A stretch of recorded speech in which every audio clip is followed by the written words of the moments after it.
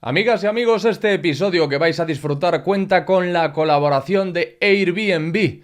Os cuento por ello que hace nada hice una escapada con mis colegas Pachi y Miguel a El Palmar de Vejer y pillamos una casita cerca de la playa con sus 3 habitaciones, su cocina, su salita y su jardín. Y allí como reyes, oye, que no nos faltó de nada. Pudimos disfrutar de privacidad al tener cada uno su cuarto y al mismo tiempo compartir muchísimos momentos agradables en las zonas comunes, alejados del ruido, comiendo bien y recargando baterías. Yo he perdido la cuenta de las veces que he tirado de Airbnb solo y con colegas. Por eso quería recomendaros la experiencia. Ahora que yo estoy intentando comer bien y no gastarme un dineral cada vez que viajo, tengo el tema de los hoteles bastante abandonado. Con Airbnb me cojo un piso céntrico, con su cocina, con su despensa, me hago una buena compra en el súper más cercano y estoy allí como en casa. Y no lo cambio. No lo cambio, ¿eh? Así que os hago esta recomendación para vuestras escapadas. Píllate un Airbnb y desconéctate del mundo, pero sintiéndote como si estuvieses en tu casa. Sí, ahora sí estoy sonando yo por... Claro, es que claro, como tienes esa voz que Dios te dio, Pues, te lo pongo esto más bajo, pero de hecho, soy yo el que graba mis propios audiolibros, tío. claro, lógico. Y funcionan de puta madre. Ahora grabaré... El próximo libro sale el 15 de febrero en México. Aquí saldrá en otoño. Y ya me han hablado de México para que lo grabe. Pero lo grabo yo para México. Sí. Con acento andaluz, tío. Yo he escuchado gran parte de Ética para Desconfiados en audiolibro, te diré. ¿Para qué? Pues ahí está el truco del almendruco. Porque yo soy actor de voz antes que filósofo. ¿Qué me dices? Sí, señor. Bueno, vamos a empezar, ¿eh? Vamos a empezar a grabar. Se han abierto multitud De temas. de melones, no necesariamente vinculados a la filosofía, pero Claro. sí a tu persona, Claro. que a mí me interesa, porque al final para mí lo primordial es conocer a los que os sentáis aquí conmigo. Y si aprovechando la tesitura aprendemos algo, pues mejor Pues que buen mejor. rollo. ¿Esa antorcha la precisas o no? No. Pues ya está. Pero gracias por estar pendiente de ello. No, Tío, en algún momento empezaré a Es utilizarlo. el pero- defecto de dedicarme a esto también de los medios y tal. Veo una antorcha y yo haciéndola. Sí, pero por ahora no la utilizamos. Toda esta cantidad de melones que hemos abierto, ¿cuál es el último? ¿Qué es lo que has dicho ahora? Que Que el audiolibro. el audiolibro. Que eres actor de voz antes que filósofo. Sí, señor. Sí, señor. sí, Explain señor. to me. Bueno, pues es relativamente fácil. Con 18 y 19 años a mí me encantaba escribir poesía. Ya no, porque pues, soy padre, estoy casado, tengo niños, niñas, es muy difícil encontrar tiempo para cualquier cosa y mucho más para escribir poesía. Pero con 18 y 19 años escribía poesía y de hecho publiqué libros de poesía. Y me di cuenta, decía Horacio en su libro El arte, en su libro, ¿cómo se llama el libro de Horacio? No me acuerdo. Ojalá El arte pudiese de amar, ayudarte. tío. El arte de amar o el remedio del amor. Ajá. En su libro El arte de amar, Ovidio le dice al joven poeta, si no eres muy bueno escribiendo poesía, aprende a leerla bien. Y entonces empecé a recitar poesía, empecé a leerla bien y me di cuenta que necesitaba aprender a utilizar mi voz. Y una de las posibilidades que surgía en Sevilla hay una gran escuela de doblaje cinematográfico, fue dar clases de doblaje cinematográfico. Y entonces fui con una de las mejores, Emilia Domínguez, y durante 1 año y medio estuve recibiendo clases de doblaje. Hice algunas cuestiones menores de doblaje de dibujos animados y cosas así, y aprendí a utilizar mi voz. Por eso, cuando llega el momento de grabar los audiolibros, pues me piden que sea yo el que grabe mis propios audiolibros. Además, a los lectores o oyentes les gusta mucho saber que el que lo está leyendo es el propio autor, que no es un actor de doblaje al uso. Lo que pasa es que, bueno, pues tiene un poquito de aquellos conocimientos de hace 20 años, ¿no? Y esa voz que ahora tienes es fruto precisamente del entrenamiento o es... Mira, con 11 años me decía mi maestro en sexto de GB, me decía David, porque me llamaban David en aquel momento todavía, me decía David, hijo, cállate que tienes voz de padre. Y me decía eso porque, claro, en el silencio de la clase de niños de 11 años sonaba mi voz al fondo de la clase. Sí. Y sonaba esta voz. Y entonces me decía mi profesor, tengo la sensación de que hay un adulto ahí detrás. Tenías esta voz con 12 años. Esta voz, sí, señor. Mamá, dame la paga, por favor. Voy a comprar cromos. Me voy a jugar al fútbol con mi amigo, mamá. Joder. Y yo tenía esta voz, una voz muy parecida, ¿no? Con mucho timbre, con mucha profundidad.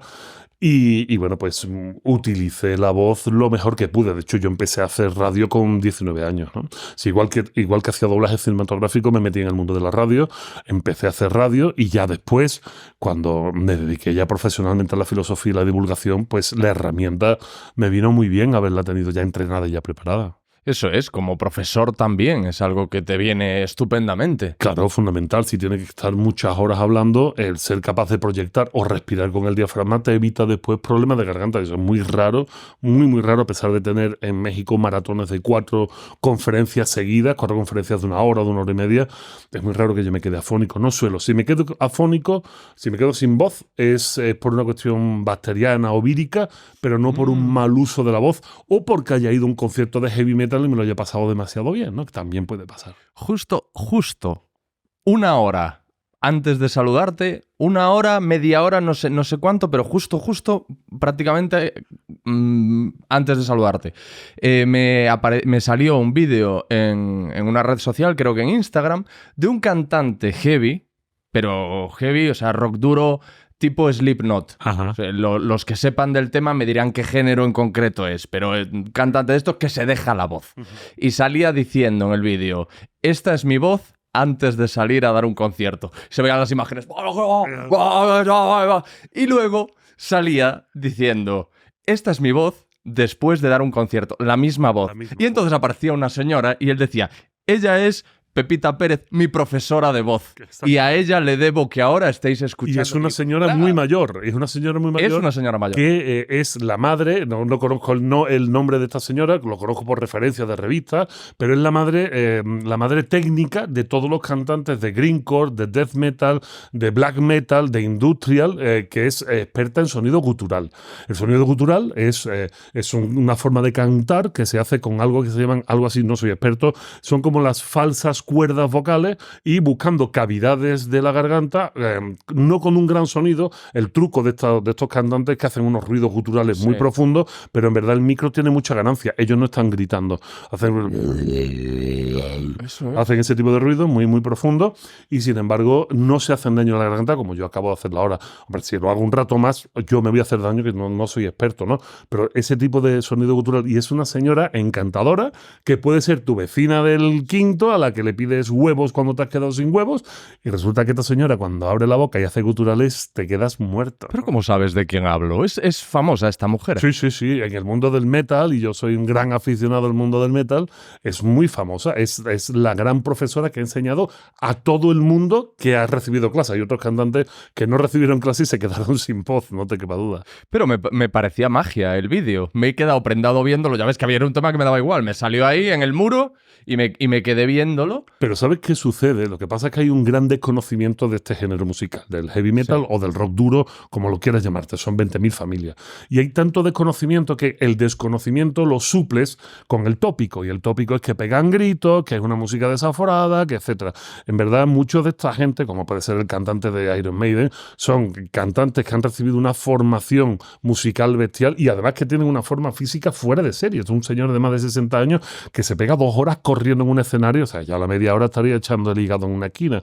Y tiene una forma física muy buena. Eso de sexo, drogas y rock and roll, cuidado, que esto lo decía Alice Cooper y Alice Cooper tiene más de 80 años. O sea, que el tío se ha cuidado bastante, ¿no? Entonces, hay mucho desconocimiento, hay muchísima técnica, hay muchísima música. Y mira, te cuento una anécdota muy molona.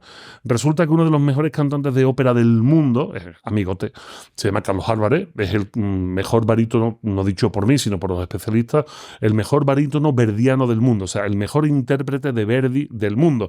Y Verdi tiene grandes papeles para barítono, ¿no? Ese tono vocal que está por debajo del bajo y está por encima del tenor, ¿no? Justo yo sería un barítono bajo. ¿Puedes explicarme cómo es barítono, tenor y...? Sí, el tenor es la voz masculina más aguda. Vale. Por ejemplo, Plácido Domingo es un tenor. Ah, vale. Es dentro de las voces, de las voces convencionales, porque podemos encontrar un contralto o un tenorino. O sea, estos son voces muy especiales, que son voces mucho más agudas, siendo de hombres son mucho más agudas. Pero el rango vocal de los hombres es tenor, barítono y bajo. El barítono, por ejemplo, es mi tono, y un bajo es una voz mucho más profunda. ¿Pavarotti? Pavarotti es un tenor. Pavarotti es un tenor. Vale. Pero, por ejemplo, es que no hay bajos muy conocidos. No hay bajos muy conocidos. Bueno, en música soul, en música negra americana, sí había estas voces muy aterciopeladas, muy oscuras, ¿no? Estos son, bueno, pues decía, para no irme del tema, decía Te he sacado yo, perdóname. mi amigo Carlos Álvarez me decía, yo le pregunté en un programa de televisión de Canal Sur, ¿no? Yo estaba entrevistando a gente, le digo, oye, Carlos, ¿qué música se va a recordar en el futuro del siglo XX y del siglo XXI? Y me dijo, la música que se recordará serán dos géneros, la música de películas, las bandas sonoras de películas y el heavy metal. Y digo, tío, que un barítono verdiano con una trayectoria musical y de conservatorio me diga esto, dice, hombre, es que es el estilo musical dentro de todas sus variantes que más ha innovado y que más ha experimentado en la música. Esto es muy interesante, ¿no? No, lo es, desde luego. Claro, y además tratan temas de historia y tratan un montón de cosas, ¿eh? Esto es muy interesante. O sea, si te pones a tirar un poquito del hilo, vas a ver que, por ejemplo, Miguel Delis, que es un youtuber muy conocido, hace análisis de música, pero utilizando canciones del metal que parten de historias, de poemas, pero sobre todo de cuestiones históricas. Es que hay de todo. O sea, Iron Maiden tienen canciones dedicadas a T.S. Eliot, por ejemplo, ¿no? O a la última carga de la Brigada Ligera y cosas así. O sea, realmente son géneros mucho más intelectuales de lo que la gente cree, pero también tiene sus barbaridades y media y su grupo satánico, igual que tiene sus grupos cristianos, que esa es otra, ¿no? O sea, el heavy metal, hay heavy metal cristiano. Striper es un grupo de heavy metal cristiano. O sea, para que se te queden los ojos cuadrados. Qué maravilla. Me hablabas ahora de este amigo tuyo, barítono. Sí, sí. Y antes de empezar a grabar, te comentaba que han pasado por aquí unos cuantos amigos tuyos. Te decía yo que por aquí habéis venido los mejores filósofos, sin ser yo nada de eso y siendo una persona con muchas lagunas, o precisamente por eso. Quizás por eso, sí. Y ha estado aquí José Carlos Ruiz. Fíjate. Y José Antonio Marina. Y ambos me han dado 2 episodios memorables y que han encantado a la audiencia. Son gente maravillosa que tienen mucho más que decir que yo y seguramente mucho más interesante. Son 2 tíos increíbles. Bueno, y ya Marina yo lo considero un profesor vital mío. O sea, Marina yo lo conocí antes de dedicarme a hacer filosofía en serio, o sea, siendo incluso estudiante de filosofía. Después tuve la suerte de trabajar en el mundo de la producción cultural, con lo que lo invité muchas veces. Estuve muchas veces a su lado, incluso cuando venía a Madrid aprovechaba para ir a visitarlo, estar en su casa, comer con él. Cuando fui a México también tuve la posibilidad de coincidir con él. O sea, mantenemos en el tiempo, te hablo de más de 20 años, ¿no? Mantenemos en el tiempo una gran amistad y ahora para mí es un orgullo que, dedicándome a la filosofía, pues sea el prologuista de mi último libro, ¿no? Imagínate, o sea, para mí es una cosa muy, muy chula porque me completa mucho en todos estos periodos, ¿no? ¿Y qué es lo más valioso que has aprendido de él? ¿En qué te has fijado de Marina? Pues un comentario que él me hizo.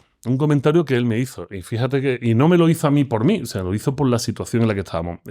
Yo lo invito a la Universidad de Sevilla, yo en aquel momento trabajaba para la Universidad de Sevilla, lo invito a un gran evento cultural donde había más de 900 personas de público. Ojo, que iba a hablar de filosofía, 900 personas. O sea, realmente el producto filosófico puede ser muy atractivo si se presenta convenientemente bien y si además la persona que va a estar hablando pues tiene estas herramientas, estas tablas para hacer que la gente no se aburra, para hacer de temas muy elevados cosas muy sensatas y muy digeribles, ¿no?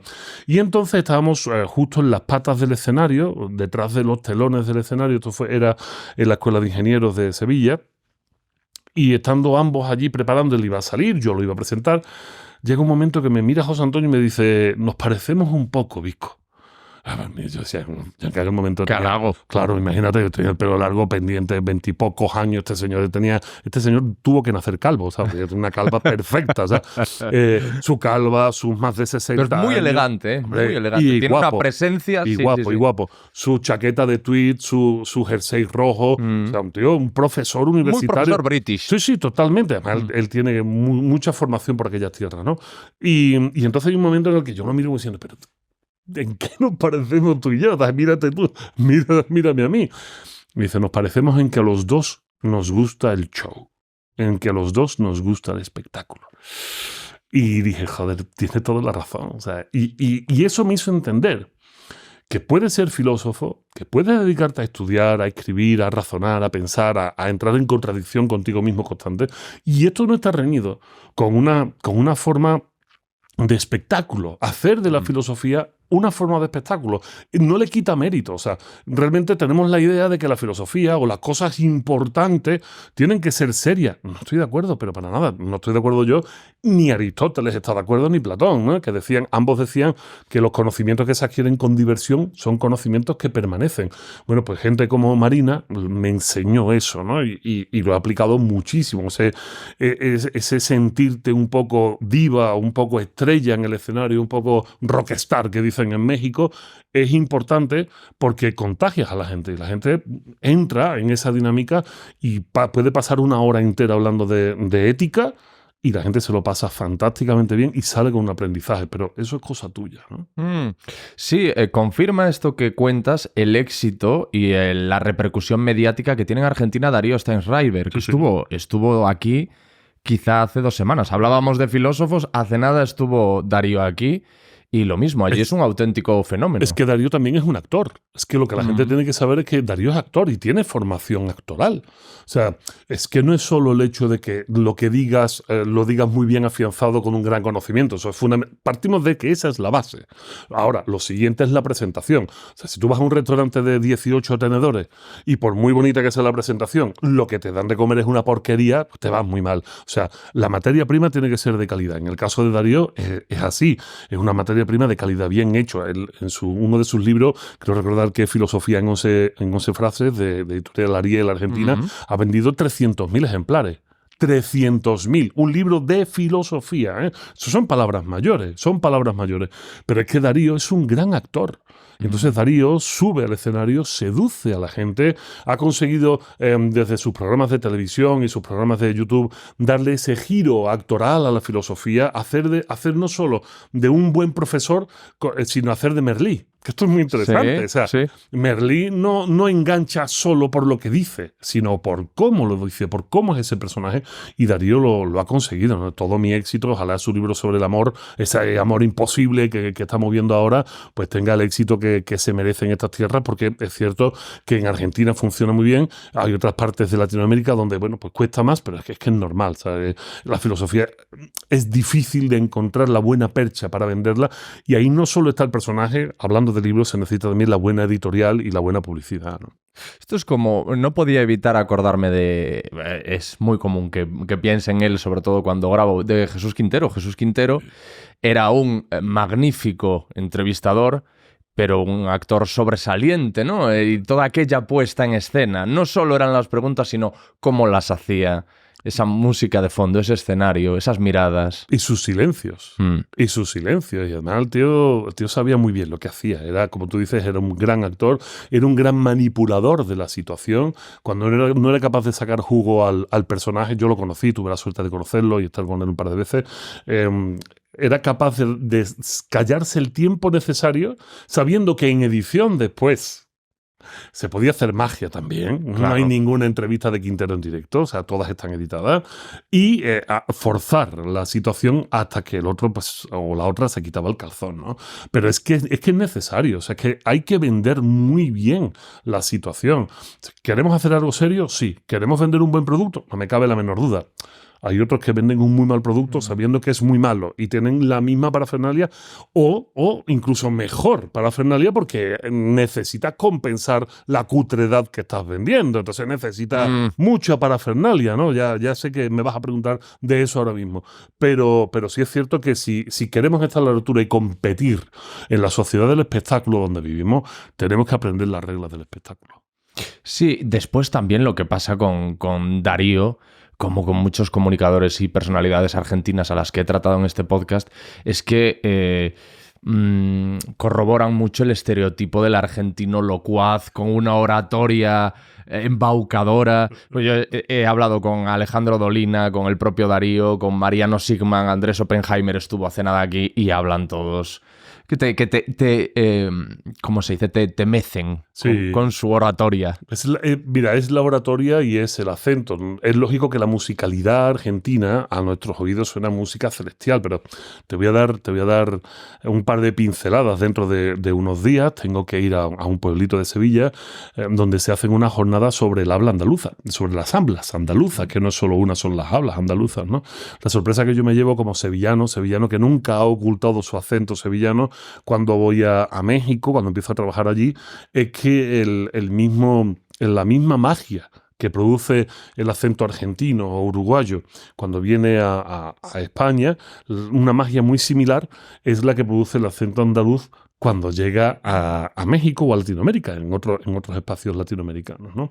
¿Por qué? Bueno, no sé, hay cierta seducción en los acentos, hay acentos que seducen unos más que otros. El acento andaluz para los latinoamericanos, para los hispanoamericanos, dependiendo de cómo lo queramos nombrar, ¿no? Es un acento desconocido porque ellos las referencias que tienen son cinematográficas o de artistas musicales, pero eso que se llamaba antes el español neutro, ¿no? El falso español neutro que se inventa para el doblaje, para que parezca neutro aquí en la península. Para ellos eso suena muchísimo, tiene muchísimo acento, ¿no? Y sin embargo, cuando aparece un andaluz y empieza a hablarles en andaluz, se sorprenden primero porque no saben que es español. Entonces creen que eres caribeño, creen que eres venezolano. A mí me han preguntado si soy chileno, si soy uruguayo. No tienen ni idea. Sí. Porque escuchan el acento y, claro, ellos esperan un acento madrileño, un acento del centro de España, pero no un acento castellano. Un castellano. Pero no, se llevan otro acento y también se produce cierta magia, cierto encanto con el acento. Hay algunos que dicen, soy español, pinches, gachupines, pendejos, no sé qué. Y hay otros que dicen, sí, pero no suena español. Mira qué curioso. Y entonces, bueno, pues también genera mucho atractivo. Yo creo que parte quizás del éxito o no que yo haya tenido se debe a ser fiel a mi acento, ser fiel a mis raíces, incluso en los audiolibros meto el acento, meto las S aspiradas, meto mis dejes propios de mi tierra, que son los que me dan identidad, ¿no? Y estuviste una década trabajando en México. Sí, señor, 10 añitos completos, sí. ¿Y eso cómo surge? Bueno, pues surge de la casualidad, que yo creo que es la mejor forma de que sucedan muchas cosas, ¿no? Yo trabajaba para la Universidad de Sevilla, organizaba en aquella época congresos basados en las famosas antiguas leyes universitarias que te permitían rellenar tu currícula a base de créditos de libre configuración, y entonces si hacías eventos suficientemente potentes académicamente hablando, la universidad te lo reconocía con créditos. Yo encontré esa fórmula con una asociación que formé junto con un socio, y esa fórmula me permitió trabajar durante 11 años para la universidad haciendo, por ejemplo, conociendo a José Antonio Marina, pero a tantos otros. O sea, yo tuve la posibilidad de estar allí, yo qué sé, con Arturo Pérez Reverte, con el juez Baltasar Garzón, con Agustín García Calvo, con Fernando Sabater, pero todo, la gran intelectualidad española y el gran peso intelectual español pasó por allí, y se enteraron en México de que esto existía. O sea, ya existía Internet, ya había conocimiento, y se enteraron en la Universidad Nacional Autónoma de México, una persona en concreto que se enteró, que también se enteró que yo en un determinado momento iba a hacer una gira de charlas por allí, y me sedujeron y me dijeron, oye, pues si te ponemos un contrato para que te vengas a México, te vienes. Y me pusieron el contrato encima de la mesa el 12 de enero del año 2013, y el 20 de febrero ya estaba yo allí en México con mi esposa, iniciando pues esta década completa que he estado en México trabajando, sí. ¿Y cómo fue tu estancia allí? Sé que como mínimo esa década te ha suscitado una cantidad importante de reflexiones, ¿no? Respecto a que a veces parece que hay muchos mundos dentro de ¿verdad? Claro, verás, esto ya lo decían hace mucho tiempo, ¿no? Si eres nacionalista, viaja, ¿no? Si crees que lo tuyo es lo mejor, hazme el favor de viajar, ¿no? Y viajar es importante, pero más que viajar, muchas veces viajamos como turistas y nunca tenemos la posibilidad de cambiar la forma de pensar. Para cambiar la forma de pensar necesitas chocarte con la realidad, necesitas impactar con la realidad, necesitas vivir la realidad.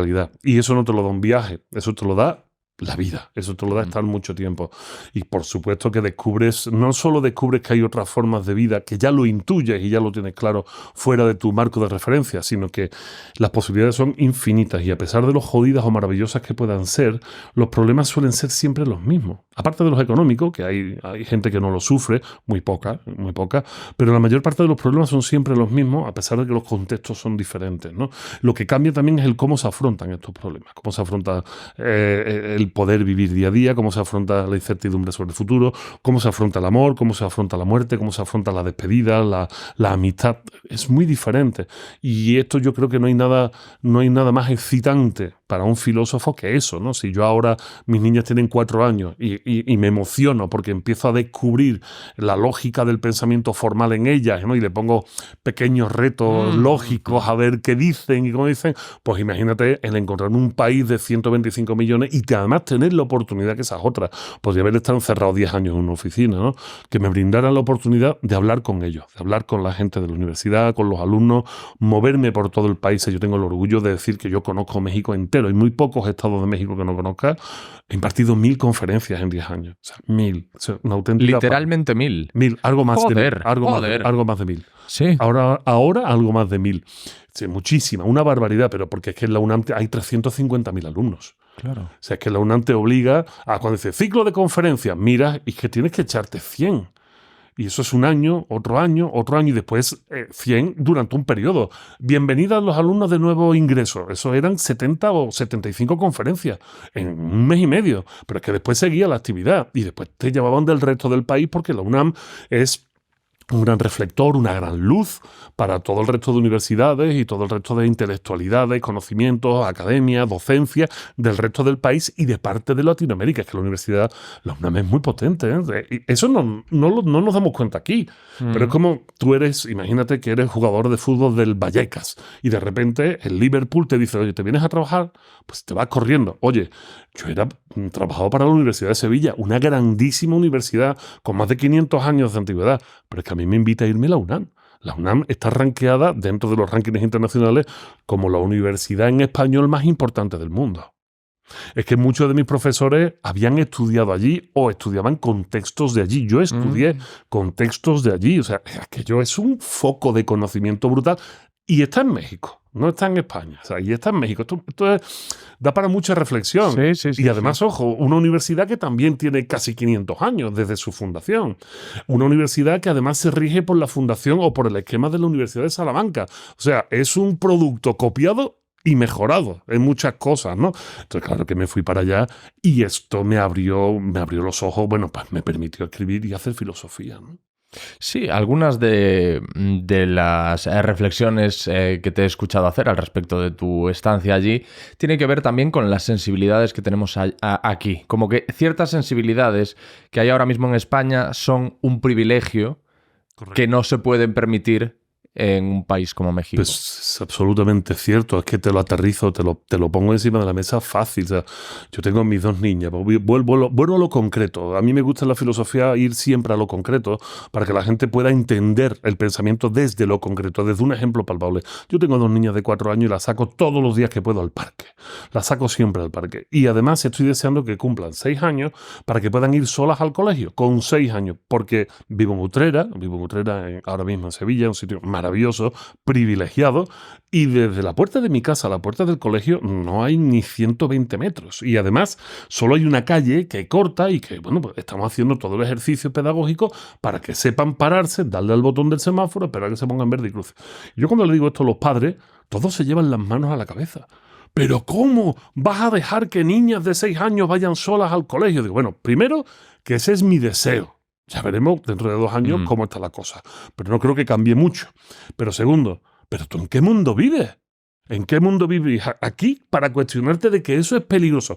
No, es que todo es peligroso, que de verdad todo es peligroso. A ver, si pillamos las estadísticas y vemos cuántos asesinatos hay en España al año, mira que me voy duro, ¿eh?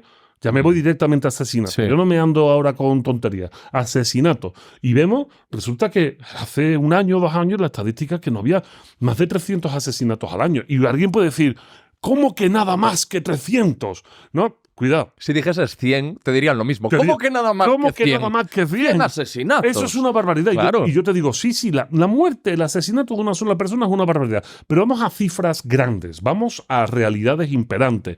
300 asesinatos sobre una población de 46 millones de habitantes, perdón, ¿eh? Y después, si empezamos a desgranar, vamos a ver de todos esos asesinatos, ¿cuántos niños? De todos esos asesinatos, ¿cuántas personas en situación de propensidad delictiva? Ya entendemos, ¿no? Ahora utilizamos lenguaje soft para que nadie se nos soliviante, ¿no? Sin embargo, en México son 42.000 al año. 42.000 el último año, 42.000. Habrá algún pedante que diga, no, son 40. Vale, 40.000, lo que te dé la gana, tío. 40.000. No, es que México tiene el triple de población. El triple de población. El triple de 46 millones, de 300 son 900. 40.000. Ahí yo entiendo que tú me digas, no quiero dejar a mis niñas que salgan solas a la calle al colegio. Pero en Utrera, en Sevilla, en Andalucía, en España, habrá zonas de España jodidas. No me cabe la menor duda. Pero es incomparable, esto es incomparable con la realidad. Entonces, por eso yo explico que tengamos mucho cuidado con estos juicios categóricos de que la cosa está muy mal. La cosa está muy mal ¿con respecto a qué? ¿Con respecto a quién? ¿Con respecto a dónde? La filosofía se hace, voy a ser muy pedante, hic et nunc, o sea, aquí y ahora. La filosofía se tiene que hacer aquí y ahora. Y el discurso filosófico o la reflexión ética se tiene que adaptar a cada contexto. Pero eso no significa que trabajemos de manera aislada. Eso significa que necesitamos comparar para los que de aquella parte del charco escuchen y digan, ¿cómo? ¿Cómo que solo 300? ¿Y por qué nosotros 40.000? ¿Y qué estamos haciendo mal? ¿Y qué pasa en nuestra realidad para que esto suceda? Y nosotros desde aquí digamos, ¿cómo que 40.000? ¿Y qué han hecho ellos mal para llegar ahí? ¿Y qué no tenemos que hacer nosotros para que esto se parezca a eso? Bueno, pues a lo mejor lo que tenemos que hacer es dejar que los niños vayan solos al colegio. A lo mejor lo que tenemos que hacer es confiar, salir más a la calle, que ellos salgan más a la calle, no dejar la calle libre, porque el lugar del humano, y esto es la ética, el lugar del ser humano es la calle, el lugar del ser humano es la polis, es la ciudad. Ese es nuestro lugar natural, no encerrados en casa. No delante de una pantalla, no con un teléfono en la mano clavado, no. El lugar del ser humano es la calle en relación con los demás. Y muchos de estos países, lamentablemente hermanos hispanoamericanos, cuando han ido abandonando la calle poco a poco, y no precisamente por cuestiones de violencia, sino por el sistema sociopolítico en el que viven, por el peso del neoliberalismo, por la presión individualista que viene desde Norteamérica, por muchas otras cosas, por políticas malentendidas y situaciones malentendidas, abandonaron la calle, y una vez que se abandonó la calle, se dejó de confiar en los vecinos, se dejó de jugar en la calle los niños ya no jugaban unos con otros, se abandonó el espacio público y por supuesto los oportunistas lo ocuparon. Entonces, si queremos que todo vaya bien, si queremos seguir viviendo o por lo menos disfrutando de situaciones como esta, lo que tenemos que hacer es salir a la calle y reivindicar nuestro espacio. Y es tan fácil como salir todos los días al parque si tienes niños con tus niños, como dejarlos ir solos si tienen ya la edad suficiente. ¿Por qué tenemos que estar al lado del niño? Es que no tenemos por qué estar encima cuando el niño ya tiene edad suficiente como para poder decir, oye, me voy a casa porque me hago pipí, o quiero comer, o quiero no sé qué. Y el niño ya sea autónomo en sus movimientos y que entienda las reglas de urbanidad y de cómo se tiene uno que mover. Pero para eso también hay que darles carta de confianza a ellos. Que es otra cosa que tampoco nos gusta hacer, ¿no? Entonces, bueno, así es como yo creo que hay que entender la realidad ética, el análisis ético, y cuidado. No creamos que vivimos en el peor de los mundos posibles, tampoco en el mejor, pero por lo menos que no se nos cierre los ojos a la posibilidad comparativa y a entender en qué podemos mejorar o por lo menos qué podemos hacer para no empeorar, ¿no? Y en un contexto como el que describes, ¿por qué los padres están más asustados o son más asustadizos que nunca? A ver, si ponemos las noticias, si ponemos los telediarios, si ponemos la televisión, si escuchamos la radio, lo normal no va a ser que todos los días digan somos 46 millones de españoles, lo éramos ayer y mañana seremos más y además nadie va a morir. Esto no lo suelen decir. O los que han muerto de enfermedad. Esto no es noticia. ¿La noticia cuál es? La noticia es la nota roja, ¿no? La noticia es un asesinato no sé dónde. Pero, a ver, yo les pido a la gente que tengan memoria. Memoria, aunque sea cortoplacista. De 3 o 4 días. De repente, entran en el chalet de no sé quién, le roban no sé cuánto, lo amordazan no sé qué, un grupo de no sé qué nacionalidad. De acuerdo, eso es noticia. Ahora, con esta noticia, si además el personaje es futbolista, ya ni te cuento, con esta noticia nos están bombardeando a todas horas. Lo que después nos sale, 15 días después, es cómo se ha detenido ese grupo, porque normalmente se suelen detener. Es que el concepto de impunidad en países europeos casi no existe. Pero el concepto de impunidad en países hispanoamericanos está a la orden del día. El 99%, esta cifra es real, el 99% de los asesinatos en países como México quedan impunes. Es que ni siquiera se investigan. 99. El 99%. Y esto es una cifra real, esto no es una cifra oficial, el 99. ¿Por qué? Pues porque es tal cantidad y hay tan pocos medios. Y los medios que hay pues no gozan de la mejor salud posible, que al final los malos salen ganando. Pero aquí, en sociedades que han conseguido un bienestar a base de luchar, a base de dar el callo, a base de currarse las cosas, al final lo único que es noticia pues son este tipo de notas rojas. Y verás, sí, puede ser muy desalentador enterarte que han entrado en una casa de no sé quién o de no sé cuánto, han robado y han hecho cualquier barbaridad. Pero esto legitima, por ejemplo, ahora vamos a aterrizarlo rápido, esto legitima al bombardeo que estamos sufriendo por parte de las empresas que se dedican a la seguridad privada y a poner alarma. ¿Esto legitima de alguna manera que todas las casas de España tengan que tener alarma? Pues claro que no. Pues claro que no, es que esto es ridículo. De hecho, te voy a contar una anécdota. Paseando un día con mi padre por Utrera, eran casi las 10 de la mañana, ahora que iban a abrir los negocios de una calle que se llama allí la calle Ancha. Es una calle peatonal donde están todos los negocios de postín del pueblo. Y yo iba andando con mi padre y me fijo que había un grupo, como unas 16 personas, 14, 15, 16 personas, que eran todos vestidos igual, de blanco y con algo rojo aquí en la solapa del bolsillo. Todos con unas carpetas rojas, todo muy bien, todos perfectamente uniformados. Y justo al dar las 10, cuando abren los negocios, cada uno se va a un negocio, se reparten todos por los negocios. Yo pensé, estúpidamente, digo, pues serán de alguna empresa de encuestas, ¿no? Algo así, es lo primero que pensé. Hasta que seguí andando y vi a uno, y no, era de una empresa de alarmas. No voy a decir el nombre, pues no se nos vayan a no tiene mayor relevancia, pero sí, es una empresa de alarmas.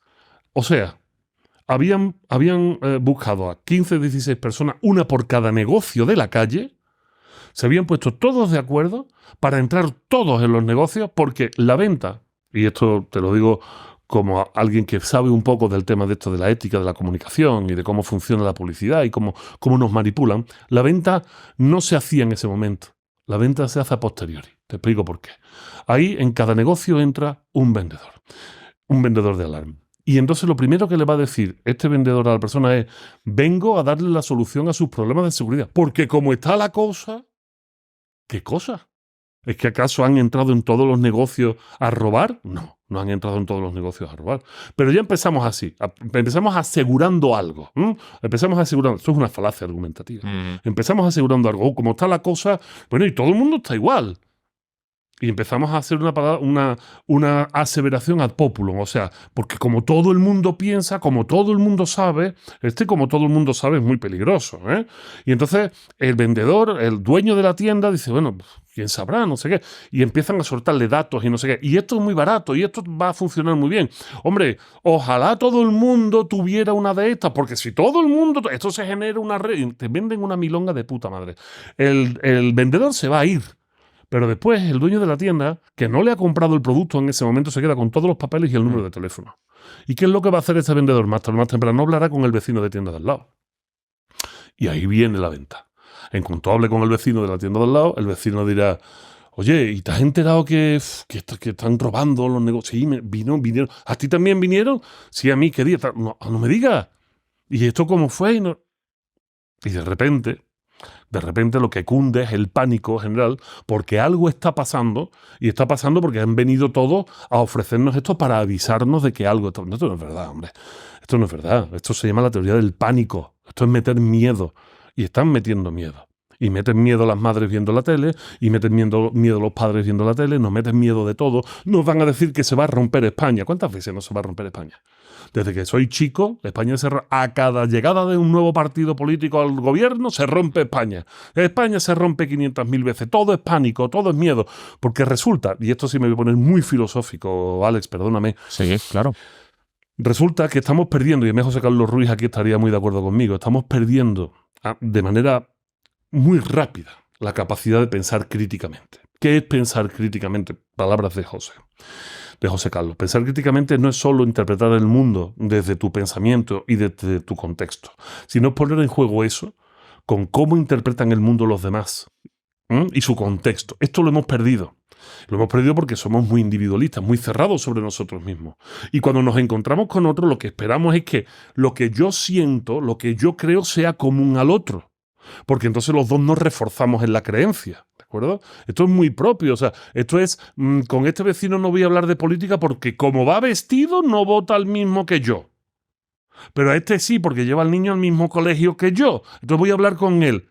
Entonces lo que estamos haciendo es reforzar simplemente una sola línea de pensamiento, pero no la oponemos a otro que piensa de manera diferente. Al final, el pensamiento se empieza a diluir, la capacidad crítica se diluye. Y cuando se diluye la capacidad crítica, al final acabamos pensando no con el cerebro, sino con el hígado. Nos dejamos llevar por las emociones. Y las emociones son las que provocan compras, son las que provocan ventas. Hazme el favor, intenta hacer memoria del último anuncio de coches que viste. ¿Te dicen cuánto consume? ¿Te dice cuántos kilómetros puedes hacer con él? ¿Te dicen lo seguro que es? No. Te venden una experiencia. Te están diciendo porque tú lo vales, siente el placer de viajar. ¿Te gusta conducir? ¿Te gusta conducir?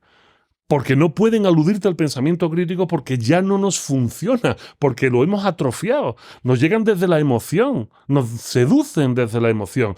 Entonces, ¿las ventas desde dónde van? Desde la emoción. ¿Te dicen acaso ve a Bangkok para conocer una cultura diferente, probar su gastronomía? No, vive la experiencia. ¿Pero qué coño es vivir la experiencia? La experiencia será buena o mala y va a depender de muchos factores y además yo no solo quiero vivir la experiencia, también quiero aprender. No, eso no, aprender no. Siente lo que sentían los aztecas al subir por la pirámide. Yo no quiero sentir, yo quiero que me explique por qué está esa pirámide, para qué funcionaba, si sabemos a ciencia cierta si es la del sol o la de la luna en Teotihuacán, que ya sabemos que no es ni del sol ni de la luna. O sea, yo quiero saber. No, ahora no hay que saber, ahora hay que sentir. Esto es muy problemático porque al final las campañas políticas se hacen para las emociones. La polarización se hace precisamente para fundamentar las emociones, darle valor por el grupo que todo el mundo siente igual. ¿Tú crees que si todos nos dejamos llevar por las emociones podemos llevar a algún consenso, que es la democracia? Claro que no.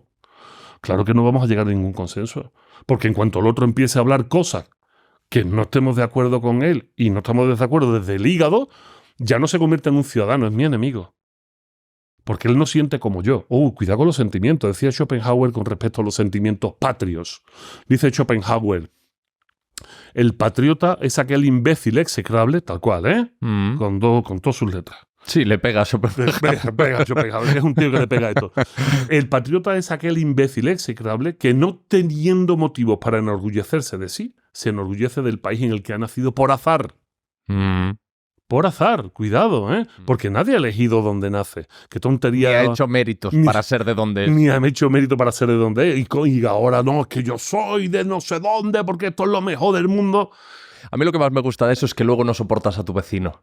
Claro. No, es que yo soy de tal sitio, pero si luego no soportas al de abajo, que es del mismo sitio que tú. Vete. Además es muy divertido, ¿no? Porque esto de las emociones y de las afinidades patrias y nacionalistas son muy ridículas. Con tu vecino que te llevas muy mal, si de repente te sacan de este espacio de seguridad de tu propia región y te llevan, yo que sé, a Gambia, de repente es la mejor persona del mundo. Porque es el único que siente el mundo, interpreta el mundo bajo los mismos parámetros que tú. Esto lo descubres cuando eres emigrante, como en mi caso. Me voy a México, una reunión de gente variopinta. Y ahora, ¿con quién tengo más afinidad?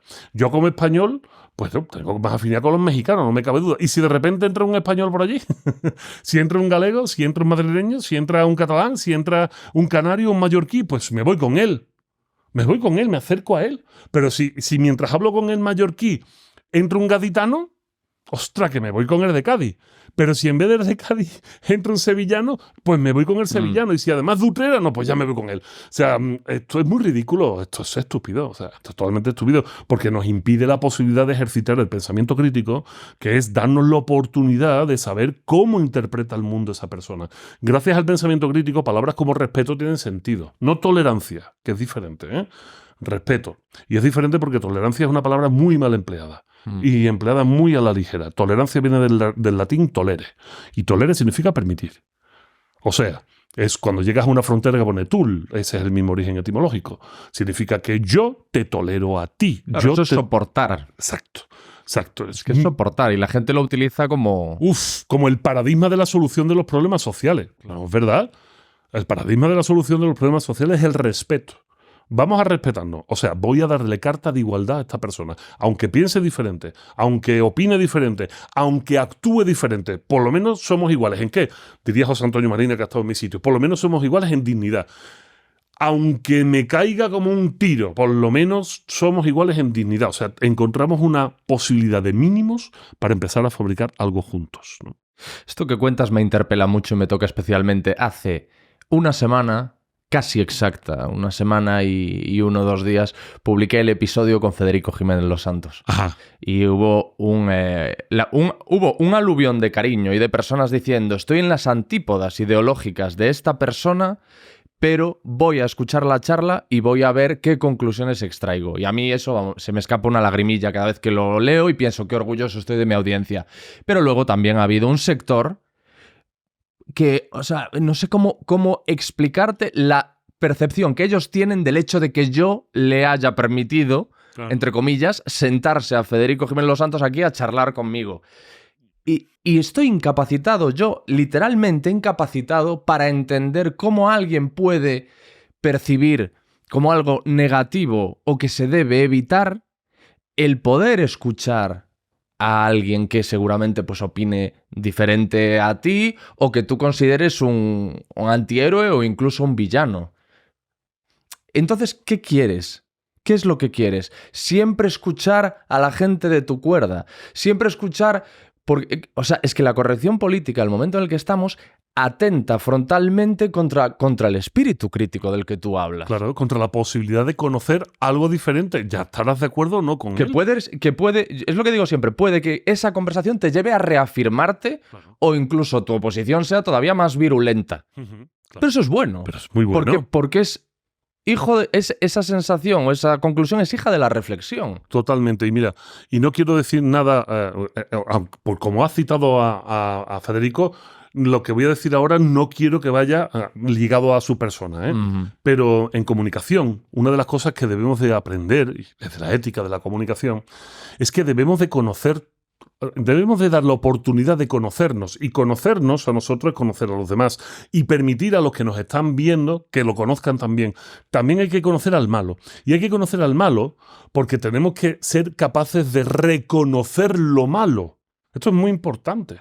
O sea, dime tú si no sería brutal, y vuelvo a decir, hacemos un muro total, estamos protegiendo ahora mismo a Federico. Yo no estoy hablando del hecho de Federico, pero ¿no sería maravilloso poder entrevistar a Adolf Hitler, así tal cual? Mutéame esto para que no te tiren abajo el vídeo. Sería maravilloso poder entrevistarlo. No, yo le he dicho mucho, que si yo pudiese, si me claro, un personaje de la historia, hombre, evidentemente, pero es que yo no entiendo cómo hay periodistas que tienen algo que decir a este respecto, porque es que me parece incontestable si eres un periodista. Correcto. Yo estoy de acuerdo contigo, sobre todo porque después la función va a ser evidenciar a este personaje, o sea, sacarle los hígados hasta donde se pueda para conocer la realidad de ese personaje. Igual que sería muy interesante entrevistar al ser humano más bueno del mundo y también ir a buscarle las cosquillas al ser humano más bueno del mundo, sobre todo si va diciendo que es el ser humano más bueno del mundo. Tanto al diablo como al ángel sería interesantísimo buscarle la cosquilla. El problema es el uso de lo políticamente correcto. Lo políticamente correcto tal cual hoy es una castración de la posibilidad de aprender. Necesitamos aprender y se aprende de todo. A mí me molesta mucho cuando algún padre me dice tengo miedo de que mis hijos se junten con fulanito, o ten cuidado, esto me lo han llegado a decir, ¿eh? Oye, es que hay que tener cuidado con los colegios públicos, que ahí entra cualquiera. A mí me dicen eso y digo... Pues qué bueno que entre cualquiera, es necesario que entre todo el que quiera entrar. Porque ahí van a entrar gente maravillosa y gente más maravillosa todavía. No voy a decir gente mala. Ahí va a entrar todo tipo de gente. Y yo, ahí la decisión no, sino la acción es mía.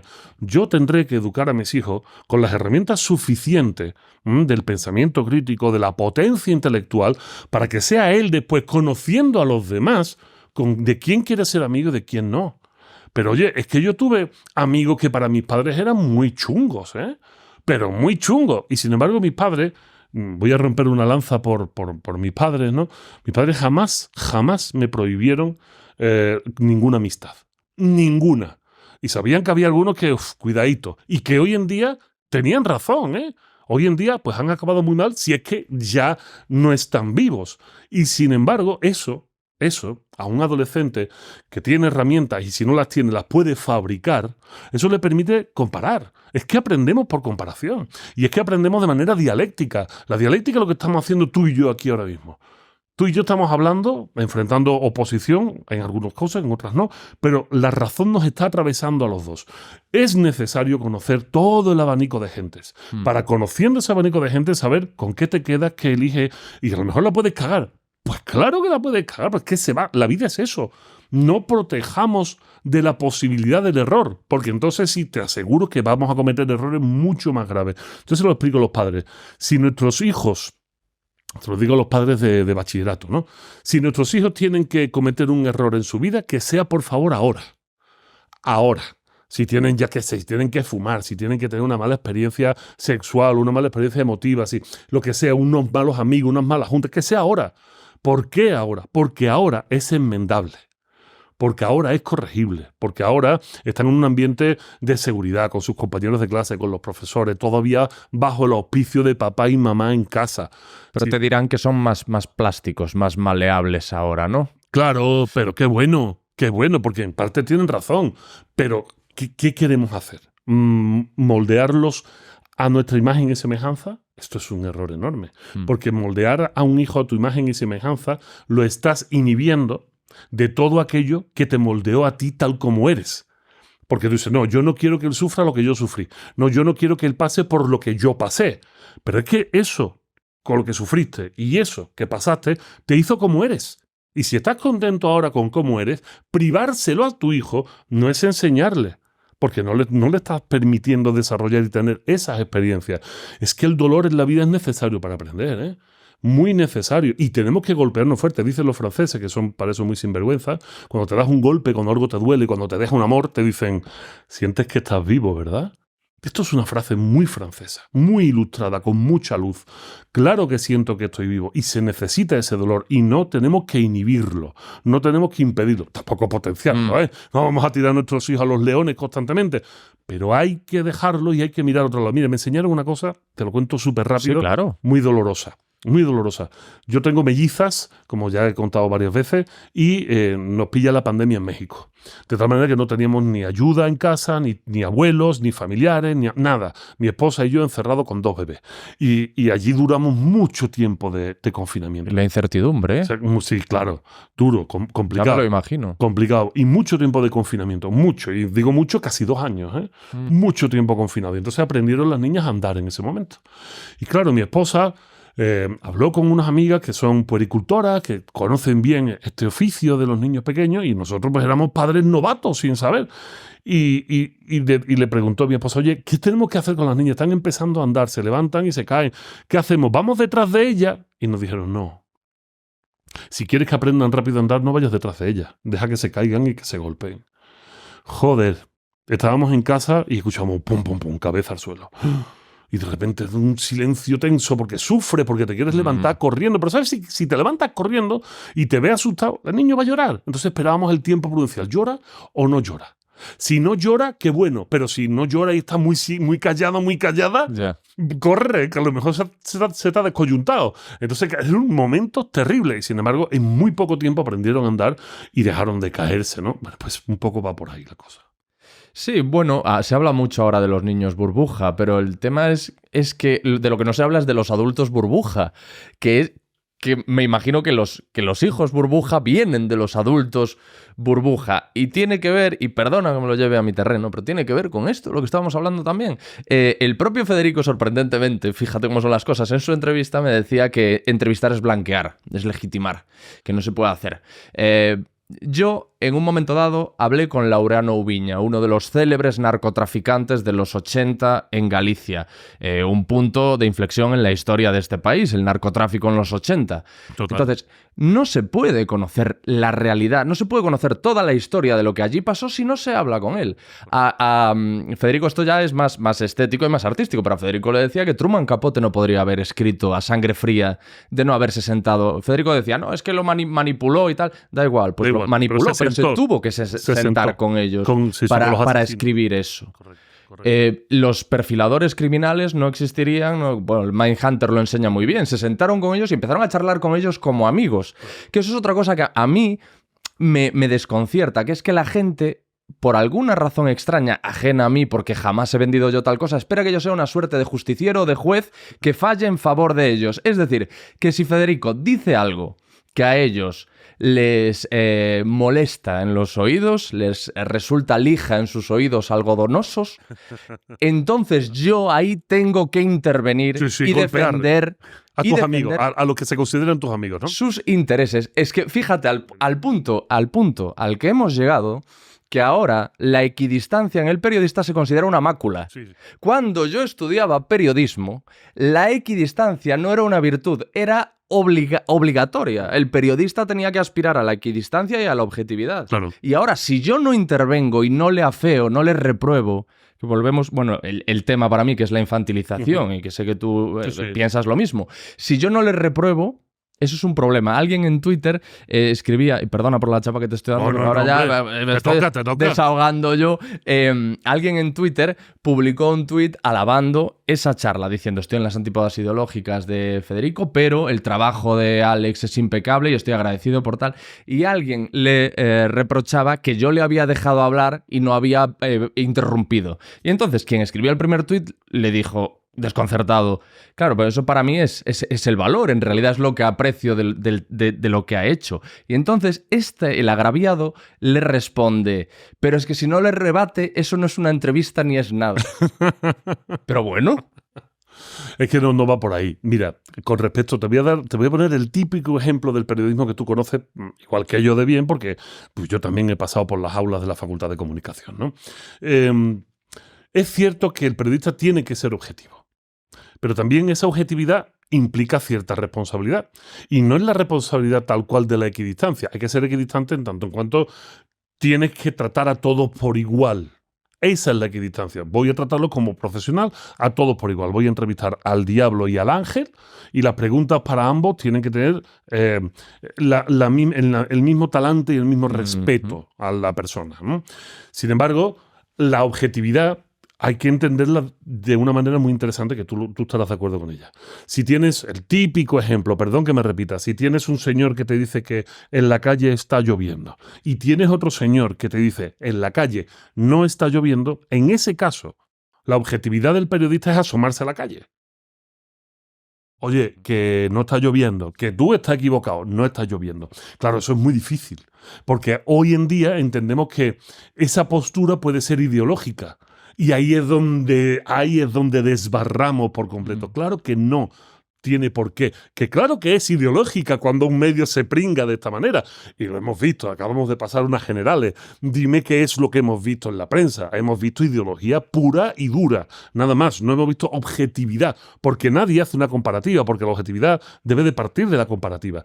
Y entonces ahí ese es el problema. Que hemos llegado a entender que el medio de comunicación por sí está ideologizado, que no digo que no, porque todos reciben dinero de un patrón y todos tienen que responder a un patrón, pero el objetivo, la objetivización de la comunicación es otro completamente diferente. Es ir a intentar encontrar la verdad, si se puede. Porque cuando tú estás hablando con un periodista, él te está contando su verdad. Si tú tienes la capacidad de rebatírsela, pero simplemente porque lo que te está diciendo pues es una capullada muy gorda, pues claro, en tu mano está el hacerlo. Pero si no hay esa posibilidad, habrá que dejarlo que hable, que se exprese y seguir adelante. Pero qué difícil es hablar de obviedades en este mundo. Que es lo que a mí más me duele. O sea, nos pegamos horas explicando obviedades, porque resulta que las obviedades ya no son tan obvias. Resulta que ahora el ejercicio de la objetivización, del ser objetivo en la comunicación, el ejercicio del respeto mutuo, todo pasa por el filtro ideológico. Y que no es verdad tampoco. Es un filtro ideológico no racional. Es un filtro ideológico no pensado, sentido. Por eso estoy hasta las narices y me pongo de muy mala leche, pero muy mala leche, cuando empiezo a escuchar esos discursos de la emoción, ¿no? Yeah. Cuando empiezo a escuchar, si la vida te va mal, es por tu actitud. Si el mundo no te responde como quieres, es por tu actitud. Cambia. Inteligencia emocional. Mire ustedes, inteligencia y emocional es un oxímoron. O sea, esto es imposible. La inteligencia no es emocional. Podemos entender la inteligencia, pero podemos entender la emoción, pero no existe la inteligencia emocional. Por un lado está la inteligencia, por otro lado están las emociones. La inteligencia opera ajena a las emociones. Ajena. Y sobre todo la inteligencia lo que nos permite es entender las emociones y controlarlas. Pero los discursos que estamos viendo son discursos de controla tus emociones, ¿con qué? Con más emociones. No, esto no sirve, ¿eh? No podemos apagar el fuego con gasolina, esto no va a funcionar jamás.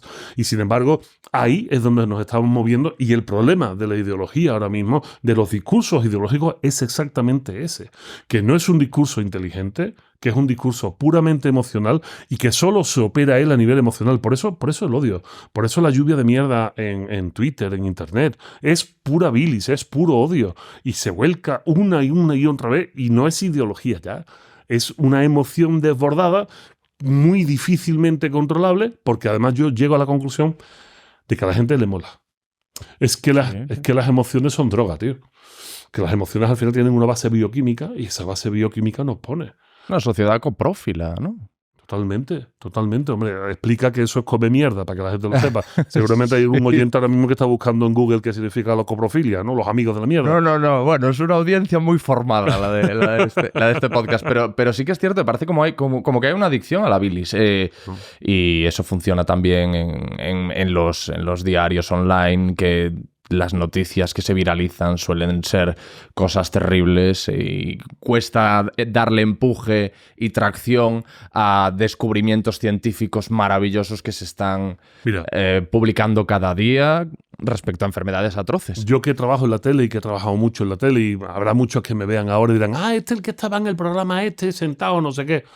Algo que nos quejamos los que nos dedicamos a la comunicación, no solo los filósofos, sino periodistas muy serios, es por qué este tipo de programas, que son programas insustanciales, que son programas de divertimento, por la tarde, a las 7 de la tarde, te sientas a ver la tele y ya llevas un día cansado, ya has escuchado muchas noticias y quieres estar un rato entretenido, no viendo cuestiones de corazón, que yo nunca he participado en eso para mí es un mundo ajeno que desconozco y que me produce mucha risa, ¿no? Pero sí, bueno, pues noticias que acontecen en el día a día y que pues se pueden merecer algún tipo de análisis, ¿no? Más o menos serio. Sin embargo, siempre que empezábamos estos programas, ya hace un tiempo que no aparezco, la gente sabe a qué me refiero, empezamos con una noticia de asesinato, de muerte, de desaparición. Pero por favor, pero porque era la bomba emocional que necesitábamos para que la gente se enganchara. Que tal futbolista ha violado a no sé qué mujer en no sé qué cuarto de no sé qué discoteca. Que no sé quién ha cortado en pedacitos. Y estuvimos con lo de los pedacitos y lo del corte no sé cuánto tiempo. Por lo visto, el pie en no sé dónde, y la mano en... Y yo decía, pero por favor, no, pero... Y llega un momento que te das cuenta que es que la gente al final necesita eso para responder. Es una adicción. Es una adicción a la dopamina, es una adicción a esto bioquímico que consume nuestro cerebro y que nuestro sistema produce. Y claro, como toda drogadicción, genera una tolerancia. Y nos volvemos muy tolerantes y necesitamos más para que nos llame la atención. Más salvaje. Más salvaje. Oye, tengamos cuidado. Hay algunos periódicos en México que, como dicen allí, se han saltado la barda. Eso significa que ya se han pasado 4 pueblos, ¿no? Ya se han ido por la libre, también dicen en México, que los ves en las calles y no te lo puedes ni imaginar. Te presentan el periódico y es una persona descuartizada y dice debajo, menudo corte se llevó. O sea, no me digas. Sí, hombre, claro. Que hacen sarcasmo con... Pero brutal. Esto, si alguien nos está viendo de aquella parte del mundo, que ponga algunos ejemplos en los cajones de comentarios. Es brutal. El grado al que se llega es brutal. Pero claro, es que la gente se inmunizó. Es que ya no llama la atención. Y al final, para llamar la atención, para mover la emoción, ya no vale el refuerzo visual, sino que además tiene que ser un sarcasmo sucio, barato, faltón, que al final lo que hace es desnaturalizar al propio ser humano, ¿no? Hacer que vivamos como animales, ¿no? ¿Tú llegaste a ver el vídeo que se viralizó de mi buen amigo Juan Soto Ibars en Espejo Público, me parece, con Susana Griso? Lo voy a contar y mi memoria es la peor fuente de todas, pero hablaban de un incendio en una discoteca de Murcia y habían entrevistado a la madre de alguien que había muerto en el incendio. Entonces le dieron la palabra a Juan Soto Ibars. Este rollo que hay ahora, además, mucho en estos programas, que es como, vamos a ver algo trágico y lo voy a analizar aquí con un humorista, un no sé qué y un no sé cuánto. Y entonces le dio la palabra a Juan y Juan le dijo, ¿yo qué te voy a decir? Yo es que no tengo nada que decirte. Lo único que te puedo decir es que me parece que esto que estamos haciendo no está bien. Hemos visto a una mujer destrozada, lo siento muchísimo por ella, pero ¿para qué la entrevistamos? Eso Sí. lo dijo el público. Venga. Lo dijo allí, tío. No sé si volvió. No creo. La verdad es que no sé. Es algo que me gustaría saber ahora que lo comento contigo. Pero él decía, y es cierto, vas a entrevistar a una mujer que ha perdido a su hijo en un incendio en una discoteca, ¿qué te va a decir? ¿Qué te va a decir? Estoy en la mierda, me estoy muriendo en vida. Es lo peor que me ha pasado Es jamás. que no tiene sentido hacerle esa Pero es entrevista. lo que tú dices. Pero lo hacemos ¿por qué? Porque el que está en casa Sí, está mira, en a ver lo casa, que dice, a ver cómo sufre. está jodida, claro, está fatal. porque- En el programa en el que yo participaba mucho, en la misma casa, con Sonsoles Honega, mi función muchas veces era el hacer el giro completo a la noticia. O sea, el intentar analizar la noticia desde un punto de vista lo más filosófico posible, desde la ética, desde la moral, desde la educación, pero darle un giro por completo a la noticia. Y cuando estuvimos hablando de este caso del asesino en Tailandia, todo esto, yo lo que intentaba era girar y decir, oye, ¿por qué nos seduce esto? O sea, ¿por qué nos está seduciendo? O sea, poner el foco de atención ya no solo en la noticia, sino en nosotros mismos. ¿Por qué esto nos llama tanto la atención? ¿Por qué esto está comiendo tantas horas? Y yo intenté explicar, y expliqué varias veces, y la verdad, nunca fui censurado. Eso te lo digo con la verdad, no tengo por qué mentir. Nunca fui censurado. Y me gustó el poder explicar que lo que se estaba haciendo en el programa y lo que se iba a estar haciendo hasta que esto acabara, y que iba a acabar muy, muy, muy tarde, era generar un relato. La necesidad que tiene el ser humano de aprender las cosas mediante el relato. Y yo lo que ponía el foco era, ¿pero qué relato estamos haciendo? O sea, ¿es un relato de justificación? ¿Es un relato de objetivación? ¿Es un relato de romantización? ¿Qué relato estamos haciendo? Yo exhortaba al público constantemente a que pensara en sus casas sobre las noticias que se le estaban mostrando, qué relato iban a construir ellos. Eso era lo importante. El relato que podría construir el oyente, el telespectador, no el que nosotros le insinuemos y le marquemos, porque por supuesto que va a haber una tendencia, sea cual sea. Tenemos el caso tan famoso con Ana Obregón y la compra de no sé qué.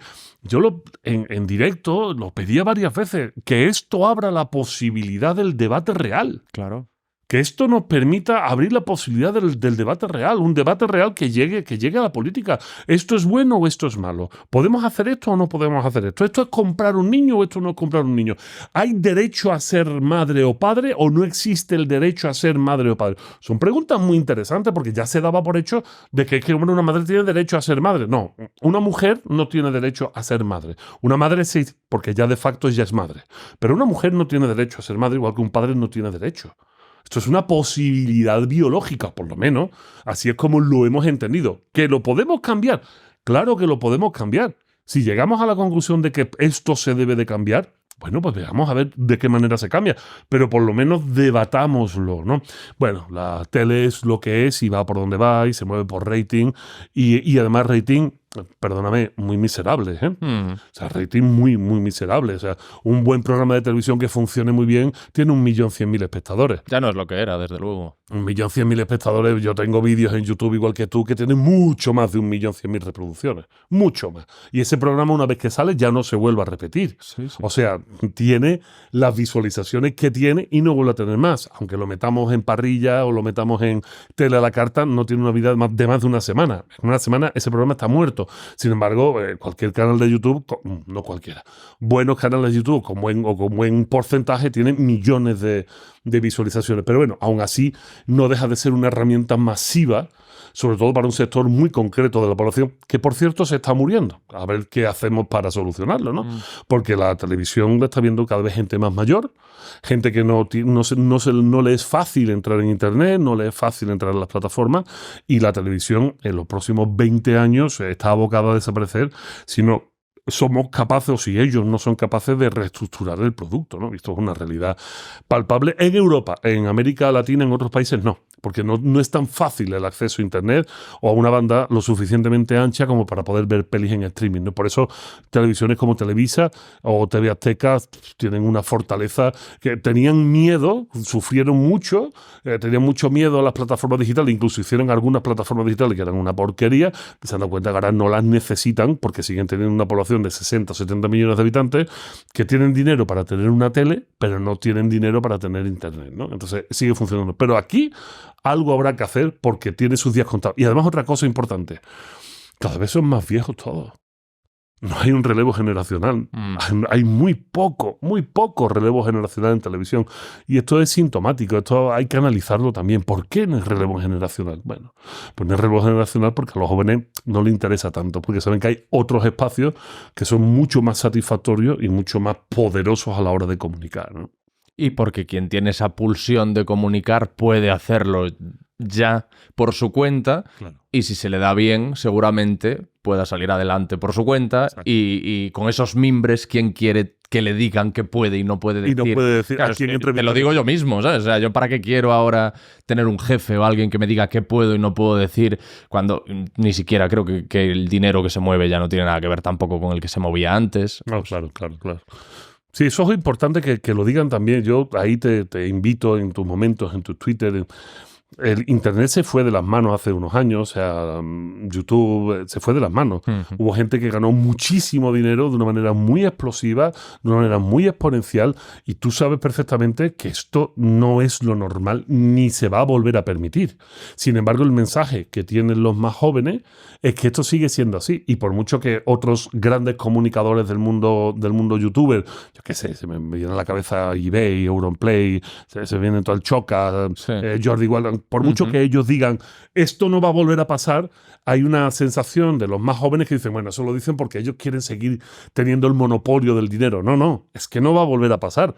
Es que a YouTube no le interesa tener muchísima más diversificación que 3 o 4 vacas sagradas, porque la diversificación te permite diversificación de publicidad, que esto es lo que la gente no entiende. Es que es gratis. No, señor, esto no es gratis. Hay publicidad y hay que diversificarla, por eso interesan muchísimos creadores de contenido que ganen menos que 4 vacas sagradas, que finalmente implica una imposibilidad de ampliar la publicidad de ellos, ¿no? Si yo te invito a ti y a quien nos esté escuchando, díganlo, porque nuestros jóvenes no dimensionan eso, y ahora en vez de estudiar o de salir a la calle a jugar, o de, pues, su sueño es este, que esto es un sueño maravilloso, pero tú tienes una formación académica. O sea, cuidado. Y los grandes comunicadores que se están posicionando hoy en día, como Javi Santolaya, por ejemplo, ¿no? O yo qué sé, hay otros grandes nombres que están funcionando muy bien. Son gente con grandes formaciones, coño. Hasta de todo un Paco que nos habla de cómic. Tiene una formación bestial. Ernesto Castro, Ernesto Castro, precisamente. O el otro compañero de filosofía, el que acaba de publicar Filosofía en la Nevera.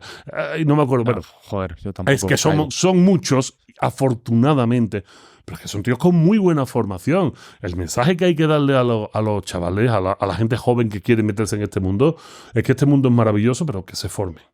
Que experimenten. Mientras se forman, que experimenten. Pero que se formen, que esto no es yo quiero ser futbolista y lo único que tengo que hacer es dar patadas a un balón desde que tengo 5 años. No.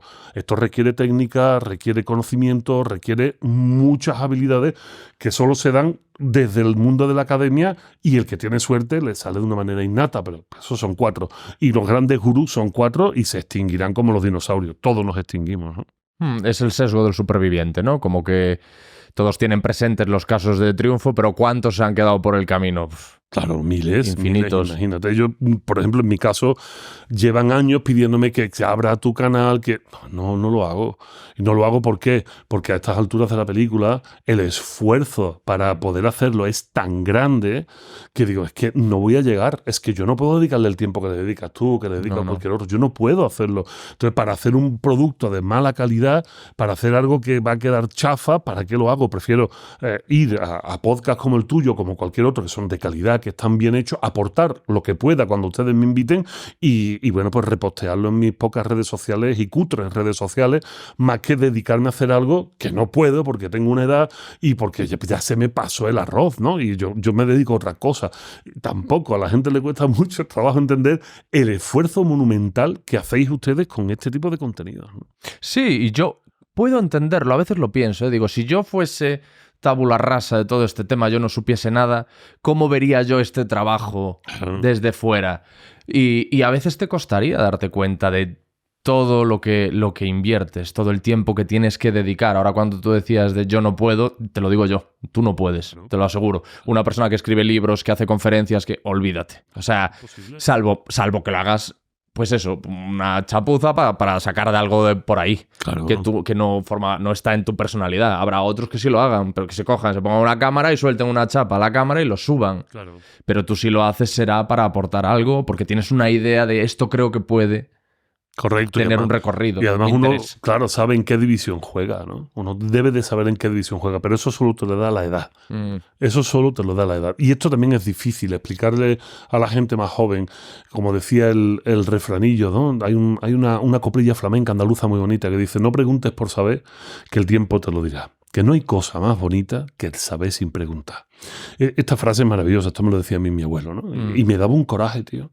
Porque yo era chico, cuando yo le decía: abuelo, ¿y esto por qué es así? Abuelo, ¿y tú por qué no sé qué? Abuelo, ¿por qué no has hecho esto? Y entonces me decía con el dedo así para arriba, me decía estos versos flamencos. Y me daba mucho coraje porque yo entendía la literalidad de los versos flamencos. Yo entendía que hay cosas de las que no se tiene que preguntar porque el tiempo me lo va a decir.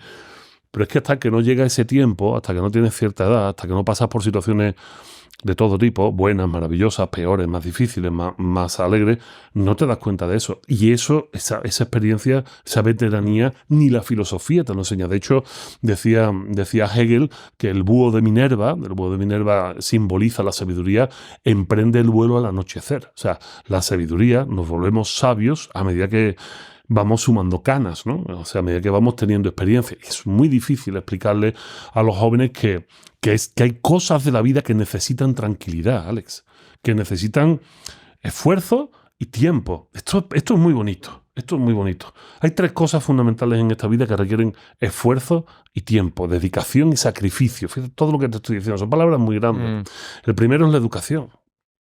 Educarnos requiere mucho tiempo, pero mucho tiempo. Empezamos con 3, 4 años y acabamos nunca. Acabamos nunca. Si lo hacemos bien, no acabamos nunca. Pero esto es un sacrificio, esto requiere mucho tiempo, tío. Que el estudio es duro y requiere no salir algunas veces y requiere sacrificarte y requiere pues no estar con los amigos y requiere no ver vídeos en YouTube, requiere no ver series en Netflix, requiere no estar enganchado al TikTok, requiere muchas cosas. Pero sin embargo es fundamental. Y cuanto más viejo te hace, muchas veces más te arrepientes de aquello que no estudiaste, de aquello que no aprendiste. Dices: mierda, ¿y por qué no hice yo esto? Y ahora me veo con esta edad y ya no sé si puedo hacerlo. Así que la educación es una de estas 3 cosas. La otra es el trabajo. O sea, conseguir un buen desarrollo profesional requiere tiempo, requiere sacrificio, requiere esfuerzo. Y esto es muy duro también decírselo a la gente joven, porque la gente joven quiere abrirse su canal en YouTube y quieren triunfar a los 2 meses y ser el youtuber de moda, ser el influencer. Odio esa palabra a muerte, ¿eh? Juro que la odio, pero bueno, con el tiempo desaparecerá. Ser el influencer de moda y tal, pues no es así.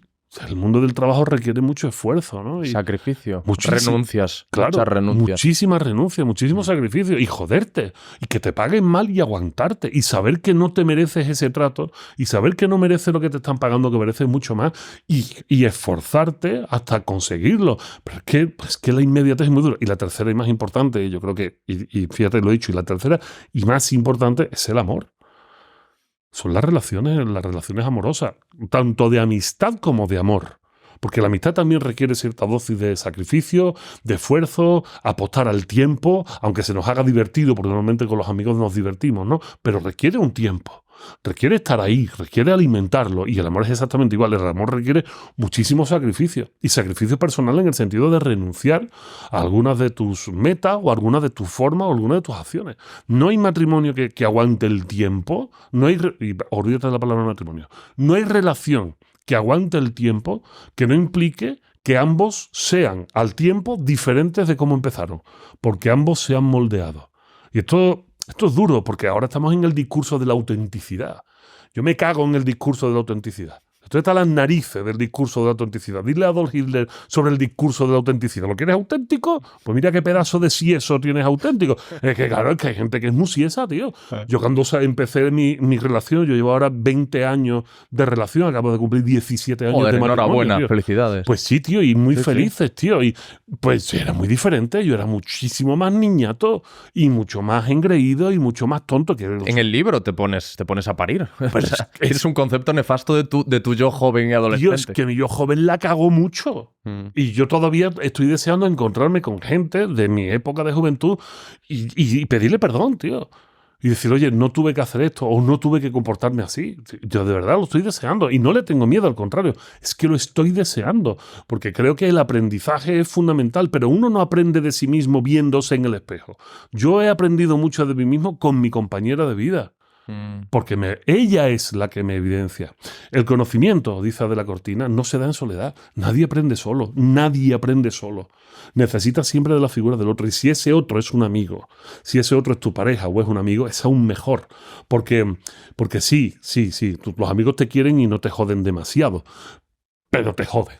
Y te ponen en tu sitio. Y te hacen ponerte colorado. Y te hacen aguantar. Y tonto eres si no aprendes de eso y vas con el orgullo, entonces te quedas solo. Entonces es muy importante, decía Aristóteles, mira qué bonito por dónde va la conversación, decía Aristóteles, sin amigos no merece la pena vivir. Pero eso tienes que aprenderlo y es una de estas 3 cosas que cuesta trabajo. Y es que es verdad, es que sin amigos no merece la pena vivir, decía Aristóteles a su hijo Nicómaco. No confíes en un ser humano. Él decía un hombre, pero con la mierda del lenguaje, ahora también decir, no confíes en un ser humano que no tenga amigos. Porque un hombre o un ser humano que no tiene amigos es una persona que no puede ser feliz. O sea, qué grandeza en sus palabras. Y sin embargo, cuando vivimos deprisa creyéndonos los mejores, no le dedicamos tiempo a la educación, no le dedicamos tiempo a nuestro trabajo profesional y, por supuesto, no le dedicamos tiempo ni a nuestros amigos, ni a nuestro amor, ni a nuestro corazón, ni a la persona que deberíamos de amar o amamos o decimos y creemos que amamos. No podemos ser felices. Porque la felicidad no es una meta. O sea, es que es lo peor de todo. Y mucha gente trabaja hacia el amor hacia la felicidad creyendo que es una meta. No es una meta, es un camino. Es un camino. La felicidad es más una cuestión, fíjate, de cómo entiendes la vida que una meta a alcanzar. Porque hay de ti si es una meta a alcanzar. También te dicen los griegos, el mayor castigo de los dioses es concederte tus propios deseos. Y si deseas la felicidad porque crees que es una meta, una vez que la tengas, ¿qué? ¿Y ahora qué? ¿Ya eres feliz? ¿Y mañana? ¿Mañana qué? Porque si es una meta, las metas es una línea en el suelo. La meta no es un espacio grande. La meta no es, por ejemplo, un límite. Para los latinos, la palabra límite es preciosa. El limes es un gran espacio de territorio que hay entre una nación y otra, entre un pueblo y otro. Y en ese gran espacio es donde se da el qué? La posibilidad de conocimiento mutuo en los tiempos en los que no hay guerra y la capacidad de aprendizaje y evolución, porque ellos tenían clarísimo que la forma de aprender es aprender del otro. Pensamiento crítico puro y duro al estilo de José Carlos Ruiz, ¿no? Y ese límite es un gran espacio de tierra donde la gente vivía, convivía y evolucionaba. Los idiomas, el latín, evoluciona gracias a los límites.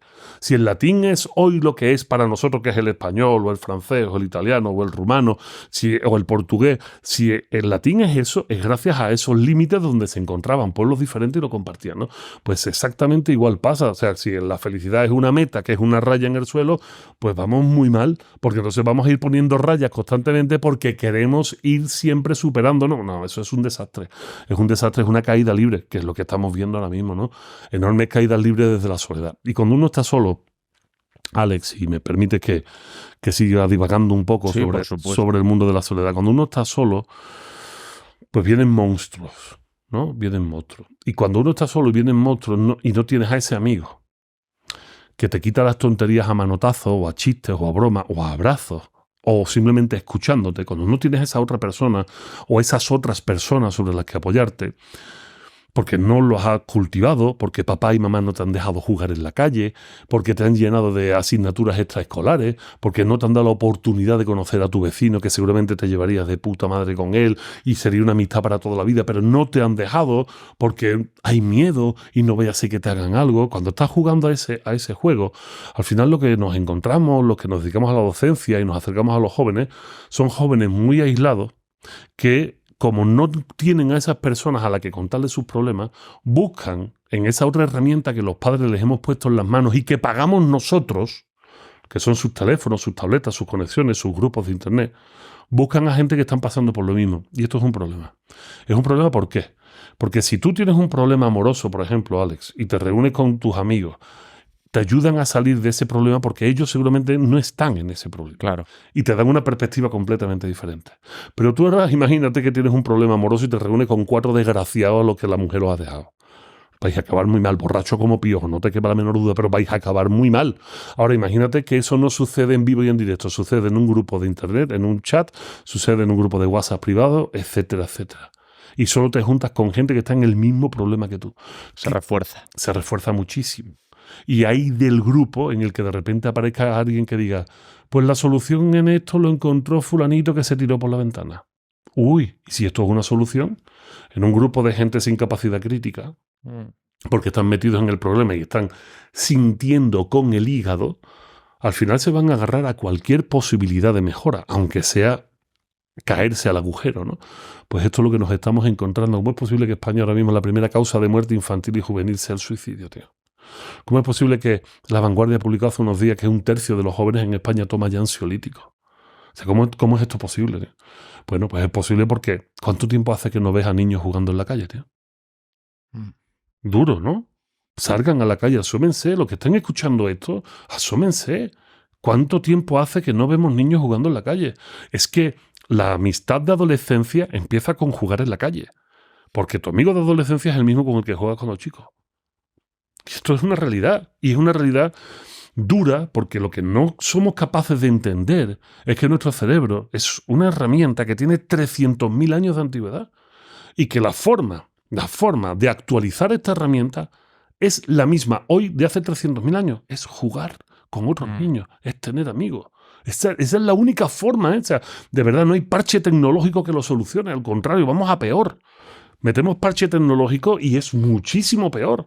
Y nos genera muchísimos problemas, muchísimo. Entonces, algo tiene que pasar. Nos tienen que escuchar a los filósofos, a los pedagogos, a los neurocientíficos, a los psiquiatras. Nos tienen que escuchar. Porque esto es una realidad ya aquí, en Hispanoamérica y en el resto del mundo. Esto es una auténtica realidad. Esto ya no es un desiderio, no es una actitud fatalista. Esto es una realidad. Entonces, bueno, pues a ver qué cojones hacemos, no lo sé. No es de extrañar que la percepción de bienestar y de felicidad esté más maltrecha que nunca con estos mimbres, ¿no? Con un momento en el que se ensalza y se entroniza el individualismo, ¿no? La independencia, el tú puedes solo. Hay una expresión que tiene malísima prensa y que ya solo por el hecho de utilizarla me va a generar conflictos con algunos oyentes, que es la de la media naranja. Ajá. Yo creo que no hay necesidad últimamente para... O sea, hay tal oposición a esa expresión también porque yo entiendo que se coge con una literalidad y con... Quiero decir, yo puedo entender que uno necesita un complemento vital, pero eso ahora no se puede decir. Eso es terrible. Claro. Eso es terrible porque no necesitas a nadie. El mensaje que se da ahora es tú no necesitas a nadie. Y si necesitas a alguien, eres débil. Es una debilidad. Sean amigos o sea una pareja. En lugar de asumir, pues igual sí, macho, igual sí necesitamos otras personas. Igual sí que no puedo salir solo. No, es que de eso nadie te puede ayudar. De ahí tienes que salir tú. Pues no. Ese hoyo tienes que salir tú, porque tú tienes que poner de tu parte. Pues a lo mejor tiene que venir alguien, tío, cogerme del brazo y sacarme. ¿Yo qué te voy a decir? Mira, te lo voy a intentar explicar de la manera más sencilla posible. Además, voy a utilizar a Aristóteles, porque soy filósofo, no tengo de otra. Porque era un tío que sabía y cosas. porque el colega sabía algunas cosas. El tío sabía algunas cosas. Lo primero que nos dice Aristóteles es algo que está tan manido y tan sobado como el picaporte de una puerta de un colegio. Aristóteles nos dice, el hombre es un animal político. Nos quedamos con eso y decimos, bueno, ¿y qué? No. Esto es mucho más trascendental. El hombre es un animal político significa que el hombre, el ser humano, para ser ser humano necesita de otros seres humanos. Esto es lo que significa. No que seamos políticos al estilo del político cucho, el no sé qué. No. Uh-huh. El ser humano para ser humano necesita de otros seres humanos. Porque si no, esta ecuación no se cumple. Por eso nos recuerda Aristóteles. Solo los animales y los dioses pueden vivir en soledad. Solo estos dos soportan la soledad. Los dioses, ¿por qué soportan la soledad? Porque son omnipotentes. Omnipotentes, omniscientes, omnisapientes. Hace lo que les da la gana cuando les da la gana. Son seres extramorales. No dependen de ningún otro. O sea, son una ficción. No existen. Si hay alguien que le ha molestado esto, nada, que se aguante y que no va contra él, ¿vale? ¿Y por qué los animales? Porque no tienen conciencia de sí. Tienen conciencia de sí. Al no tener conciencia de sí, no se van a amargar por lo solos que están los animales. Que también habrá alguien que me escuche y diga, no, es que mi perra cuando está solo se pone muy triste. Claro. Porque también hemos domesticado especies hasta ese punto, ¿no? De que los animales que podrían estar solos toda su vida, ya estando solos, los hemos modificado y se sienten muy tristes. Sin embargo, si decimos que el hombre es un animal político y de esta ecuación del hombre es un animal político, quitamos lo político, ¿con qué nos quedamos? El hombre es un animal. Esto es una realidad. ¿En cómo enraiza esto lo que yo te estaba comentando antes? ¿Los animales piensan? No. Bueno, medio piensan. Es que ahora tenemos que ponernos muy tiquismiqui porque nos salen los animalistas y dicen, no, los animales sí piensan. Tío, de verdad, es desesperante. Es que es muy duro. Pues esto lo he hablado también en un montón de episodios últimamente, que no se puede tener una conversación fluida. Pero vamos, o sea, a mí me pasa, ¿eh? Yo te estoy diciendo algo y estoy pensando, bueno, a lo mejor aquí... Sí, aquí nos de va verdad, a o caer. sea, sobre todo aquí, que se tienen conversaciones más profundas, machos, que es constante esto, tío, de, bueno, a ver... Y de gente que se frena en medio de un discurso estupendo para matizar. Para hacer la puta matización, porque hay alguien con la piel extremadamente sensible que va a decir, pues mi loro sí piensa. Pues me cago en tu loro. Vamos, sí, es que ya no puedo. Es que cuesta mucho trabajo, tío. Es que cuesta mucho trabajo. Es que llega un momento que uno no puede más, sobre todo cuando cuando nos dedicamos a hablar tú y yo. Claro, que es muy difícil. Bueno, pues volvemos otra vez. Perdona. ¿Los animales piensan? No, los animales no piensan. El ser humano sí piensa, de tal manera que cuando pensamos porque otros nos ayudan a pensar. ¿Cómo nos ayudan otros a pensar, tío? Es puto lenguaje. Nadie nace hablando. Todos nacemos sin articular una sola palabra. Lloramos y cagamos. Es lo único que hacemos cuando nacemos. Y necesitamos de estar con otros seres humanos. Ay, el hombre es un animal político. Con otros seres humanos para poder aprender a hablar. Pero es que aprender a hablar es aprender a pensar. Porque, como diría Wittgenstein, los límites de mi mundo, ¿no? Los límites de mi lenguaje son los límites de mi mundo. Y de aquello que no conozco no puedo hablar. Parecen gilipolleces, pero son realidades absolutas. Nosotros no somos capaces de pensar fuera de los límites de nuestro lenguaje. De tal manera que por eso somos animales políticos. Fíjate cómo se reafirma una y otra vez el pensamiento de Aristóteles. Pero es que no solo es una cuestión de pensamiento, es una cuestión de aprendizaje total. ¿Cómo vas a aprender sin la interacción de otro? No por YouTube. Imbécil, en YouTube hay un señor explicándote las cosas, una señora explicándote las cosas. Es que no podemos aprender eso. No, pues con un libro. Pues es que alguien tuvo que escribir ese libro. O sea, cualquier aprendizaje precisa del otro constantemente. Luego, otra vez somos animales políticos. Pero es que además, para tener las herramientas necesarias para poder afrontar el mundo, necesitamos aprenderlas de alguien. Y esto se explica solo. Dice Platón, el alma de los niños entre los 2 y los 6 años es natural al juego. Es natural al juego. ¿Por qué? Porque como animales que somos dentro de la ecuación, animales políticos, necesitamos jugar para actualizar nuestro hardware. O sea, nuestro cerebro de hace 300.000 años... Para cablear. Claro, necesita jugar. Todos los mamíferos lo hacen, los perros, las ballenas azules, todos lo hacen. Los seres humanos necesitan jugar. ¿Y con quién juegas, alma de cántaro? Pues con otros seres humanos. Porque el jugar con otros seres humanos te permite muchas cosas. Uno, psicomotricidad. Ahora mismo, creo que recuerda que es en Puerto Rico, salió una estadística, el 26% de los niños de primaria tiene dislexia. 26, tío. ¿Por qué? Porque no juegan. Es que la dislexia se evita desarrollando la psicomotricidad lateral. Es que la dislexia es un problema en la psicomotricidad lateral. ¿Y cómo se actualiza la psicomotricidad lateral? Jugando. A ver, es que los niños no tienen tolerancia a la frustración, no saben jugar en equipo, no tienen capacidad de liderazgo. A ver, ¿cómo se aprende eso? Pues se aprende jugando, porque llega el dueño de la pelota y dice, aquí se juega lo que a mí me da la gana. Tolerancia a la frustración, coge, te aguantas, te jodes y juega lo que quiere el dueño de la pelota. O te haces un grupo con 20 cabrones, llega el dueño de la pelota y tú le dices al dueño de la pelota, aquí se juega lo que nosotros queremos, aquí tienes liderazgo y trabajo en equipo. Uno se lo dice y los otros ejecutan. Son habilidades sociales que solo se desarrollan con el juego. Y voy al paso siguiente, José Carlos Ruiz, los límites, volvemos, esto es una idea circular constantemente. Jugar te permite conocer las realidades de otras personas. Jugar te permite darte cuenta que tu amigo fulanito, pedrenito, como quieras, es de otro mundo diferente al tuyo, con una casa diferente al tuyo, con un color de piel diferente al tuyo y no pasa absolutamente nada.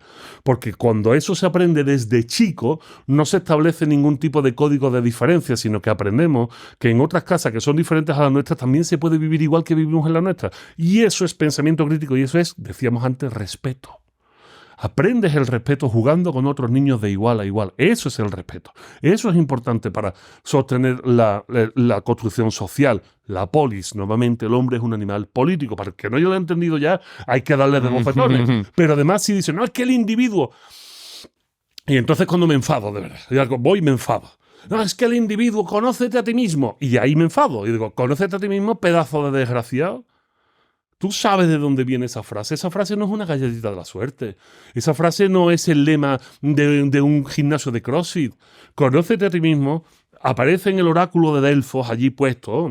Y conócete a ti mismo en la base de la Academia de Platón y la base de la ética de Aristóteles.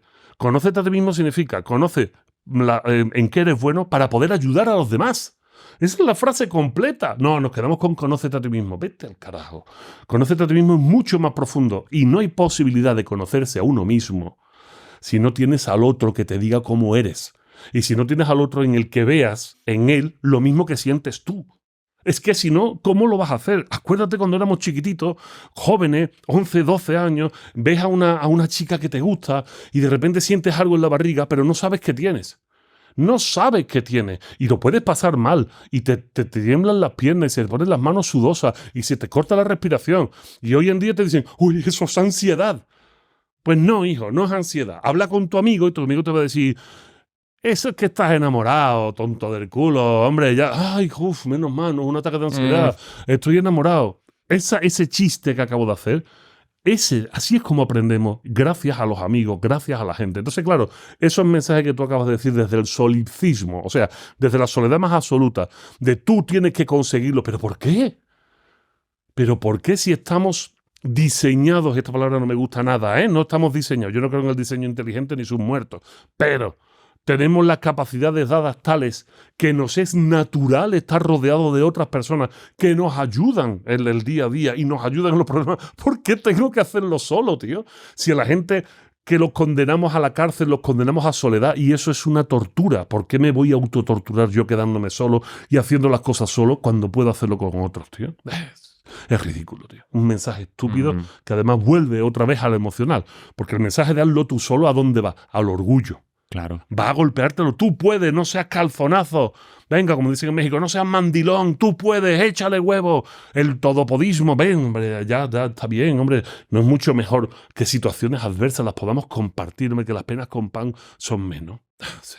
Mira, dos de las grandes patologías de nuestro tiempo, por estadística, por cantidad y por incidencia, son la depresión y la ansiedad. La depresión y la ansiedad, ¿qué base tienen? La voz interior. Cómo te hablas, lo que te dices, los mensajes que te llegan de ti mismo. ¿Cuál es la técnica que recomiendan la mayor parte de expertos? Una de las técnicas básicas para tratar esto. Habla de ti mismo como si no fueses tú, en segunda o en tercera persona. Construye un relato de ti como si se lo contaras a alguien. Claro. Pues no es más fácil tenerse a alguien, coño. Eso es. La técnica para lidiar con ese problema que es tan destructivo y que tiene tal incidencia ahora mismo, en realidad es un amigo. Es un amigo. Lo que pasa es que la técnica que te dan los psicólogos es que te lo crees tú. Claro, ¿sabes por qué? Porque si descubres el amigo, dejas de ir al psicólogo y pagarle los 60 pavos a la semana que te cobran como mínimo. Cuidado. A mí el papel de los psicólogos me parece maravilloso y necesario para, una vez presentados los problemas, ayudarnos a superarlos.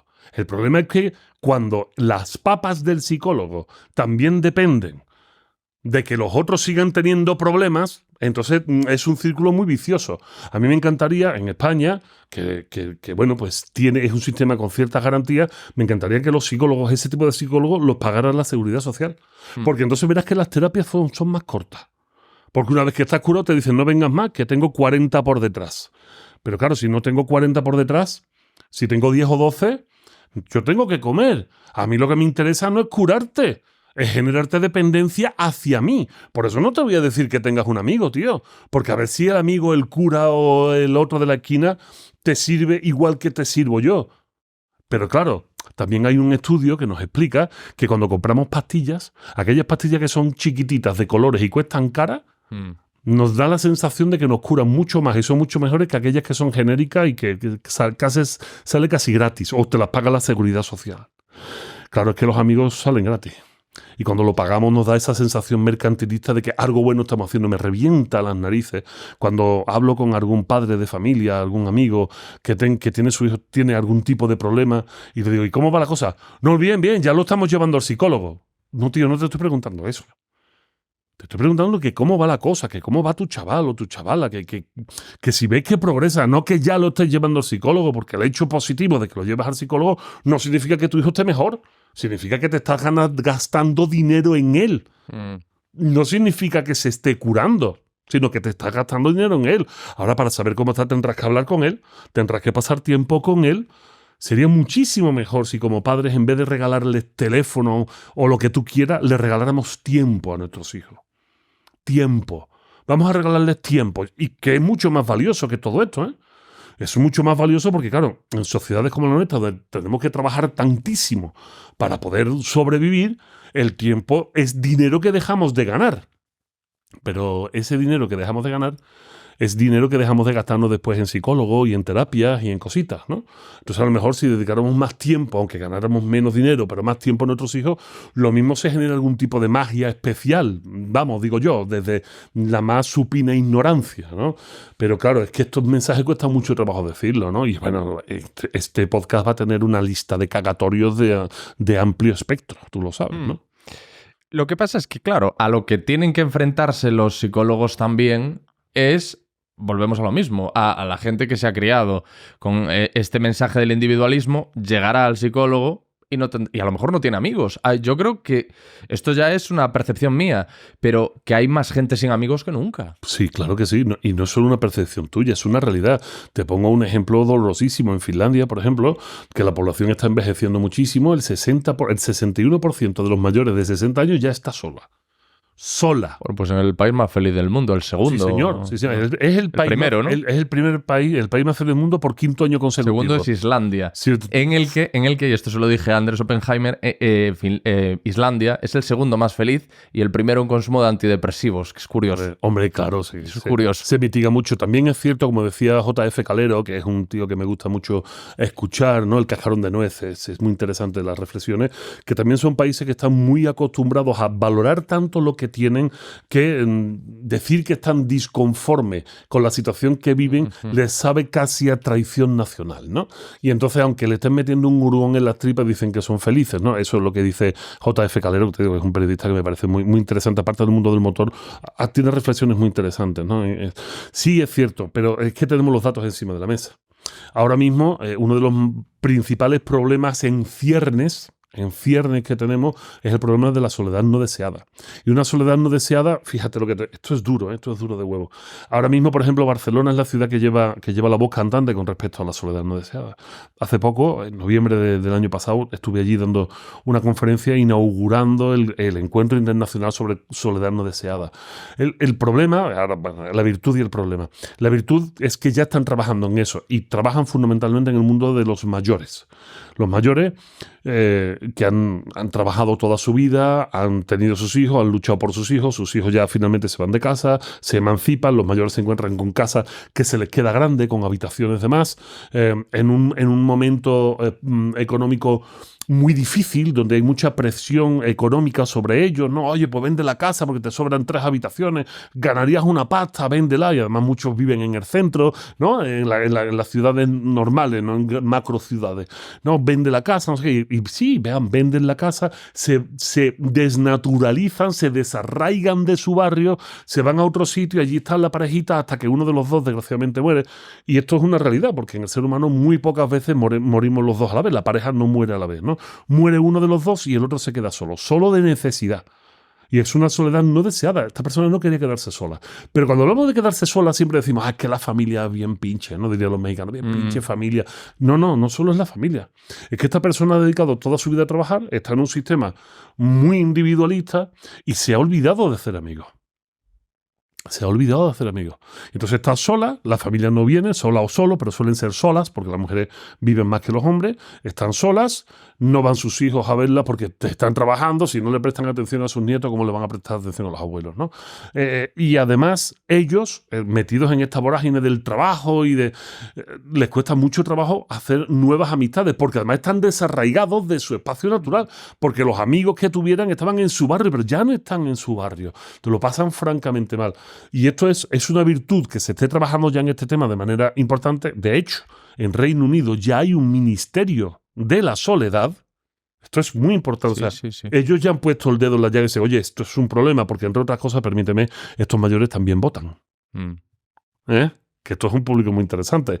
Y en una sociedad donde la pirámide demográfica se ha invertido, donde ya no hay más jóvenes, sino que hay son más viejos, los votos están aquí arriba, no están aquí abajo. Porque además los de aquí abajo no votan. Porque los hemos educado en el individualismo extremo desafectado de lo público. Con lo que no votan. El voto hay que buscarlo arriba. Qué raro, ¿verdad? Que el voto haya que buscarlo arriba y los discursos más rancios, más reaccionarios se estén poniendo de moda, porque resulta que con la edad nos volvemos rancios y reaccionarios. Y tenemos menos plasticidad cerebral para aceptar los cambios, que son los que promueven la progresía. Que esto es interesante tratarlo así. Sin embargo, el otro gran problema de los estudios contra la soledad no deseada es que se está haciendo mucha atención a los mayores porque votan, y porque es un público sensible y que nos puede dar rédito político, pero se nos está olvidando los jóvenes. Y en los jóvenes nos encontramos ciudades no preparadas para ello. Ahora, en cualquier ciudad europea encuentras muchos parques infantiles que van desde los 2 años hasta aproximadamente los 10, 11 años de edad. Ese es el rango de juego. Pero ¿qué está pasando con los jóvenes entre los 12 y los 18 años? Que son edades donde no tienen acceso a los bares, por ejemplo, porque no pueden entrar o no pueden consumir o no tienen dinero.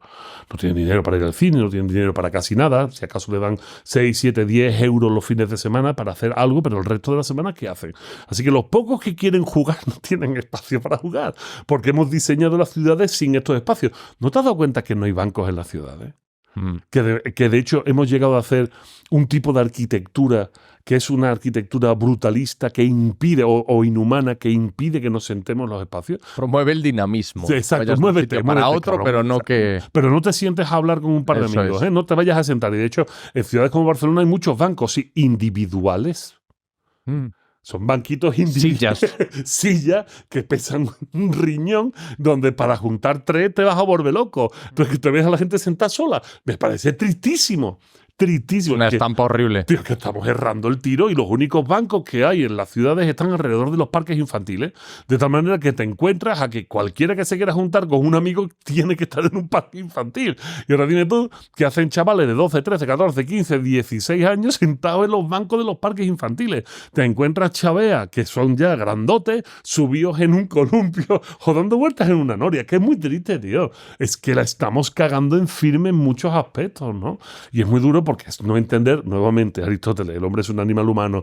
Hagamos las ciudades en función de las necesidades de los hombres, no en función de las necesidades del comercio, no en función de las necesidades mal entendidas como política, o sea, la política redituaria de los votos, la política clientelista. No, las ciudades no están hechas para los humanos. Esto es una realidad. Antes los barrios imitaban pueblos. Barrios como este donde estamos aquí ahora mismo en Madrid, esto imita un pueblo. Está lleno de pequeñas plazas abiertas, de bares, pero está abierto, no está cerrado. Ahora, este ejemplo me lo decía un amigo, ahora las construcciones imitan cortijos, sitios cerrados, donde se intenta que todo se haga dentro, pero tampoco hay grandes espacios comunes, ni para que los niños jueguen, ni para que la gente hable, pero todo está cerradito. Y la piscinita chica, mínima, para que se mojen el culo 3 o 4 en turnos separados, pero que no hagan ruido, no se vayan a molestar las personas, ¿no? Esto es un desastre. Esta conversación, Vico, podría durar perfectamente 5 horas. Desgraciadamente no va a poder ser. Pido disculpas a la audiencia porque sé que también estaría por la labor de que durase 5 horas, pero tienes un tren que coger. Fíjate, todo esto que hemos hablado, o sea, en gran parte, me parece que está perfectamente resumido en los títulos de tus libros y precisamente en las palabras que pueden parecer más prescindibles o más banales, que tus libros, al menos a los que aludo yo, se llaman Filosofía para desconfiados y Ética para desconfiados. Y la clave está en la desconfianza. Correcto. Lo que hemos hablado, todo es una sociedad Desconfiada. Absolutamente desconfiada. Es tristísimo porque, de hecho, tenemos los datos positivos, o sea, tenemos los datos del de al lado y del de arriba. Correcto. Perdona. Desconfiamos de todos. Desconfiamos de todo. Pero es que ya está medido. Esto ya está medido, Alex. O sea, en Latinoamérica, en México, la media latinoamericana es que solo el 14% de la población confía en los demás. El 14%. En España estamos rondando el 30%. Ojo, el 30% era la cifra que teníamos en el año 92-93 en México. Y ahora están entre el 10 y el 14.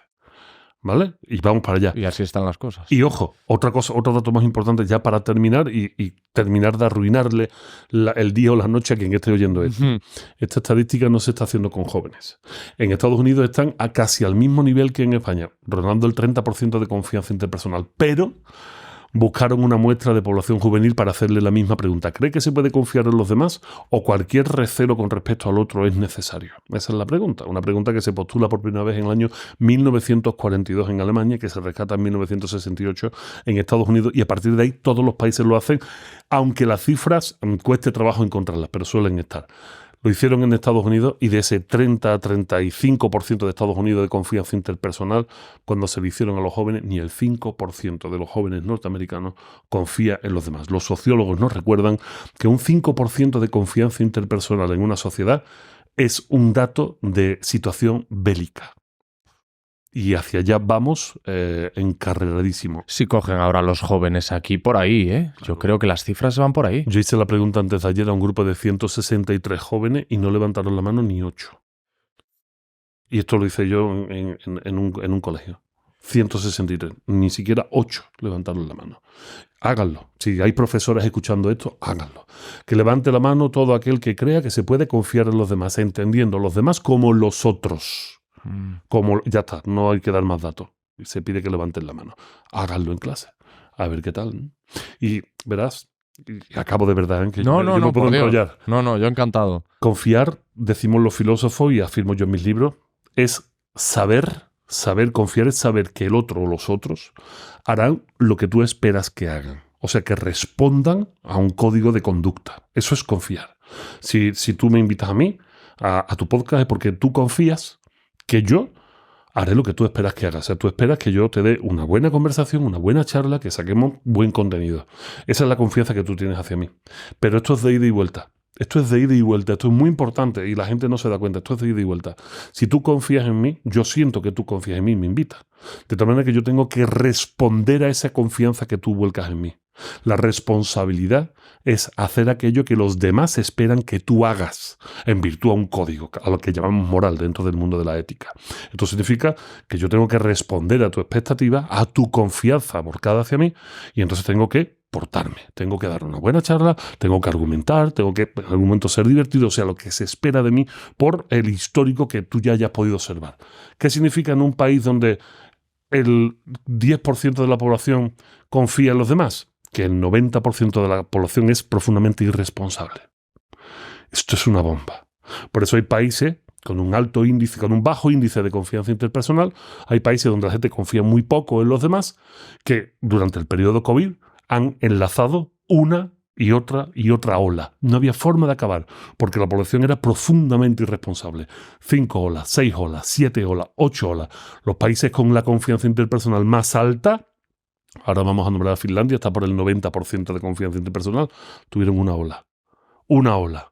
Dura, sí, pero una nada más. No 5, no 6, no 8. ¿Por qué? Porque la gente actuó desde la responsabilidad, porque es un país donde todo el mundo confía en que los demás hagan lo que tienen que hacer, lo que se espera que hagan. De tal manera que todos hacen aquello que los demás esperan que tú hagas. Si me tengo que poner el cubrebocas, me lo pongo. Si me tengo que lavar las manos, me lo pongo. Si me tengo que quedar en casa, me lo pongo. Por supuesto que la bondad económica de ese país permite que te quedes encerrado, permite muchas cosas, pero hay que analizarlo desde ese punto de vista y entonces es cuando realmente sabemos hacia dónde vamos. ¿Sabes que hace 2 días o 5 salió una encuesta a nivel europeo? Más del 35% de los jóvenes europeos veían con buenos ojos una dictadura militar en sus países. ¿Sabes por qué? Porque es la omisión directa de tu responsabilidad ciudadana. Una dictadura militar no necesita de tu ejercicio de responsabilidad como ciudadano. Te inhibe de ser un animal político. Cuidado, las dictaduras lo que hacen es volvernos más animales, porque dentro del animal político está la necesidad de ser responsable de tu acción, ¿no? Y nunca ser responsable, y esto es muy bonito, responsable individual. No existe la responsabilidad individual. Existe la acción individual de ser responsable, pero siempre se responde ¿a quién? A otro, con lo que toda responsabilidad es social, no es individual. La responsabilidad basada en la confianza en la ciudadanía sana es una responsabilidad social. Eso hace que los países progresen, eso hace que aumente el respeto y aumente la felicidad.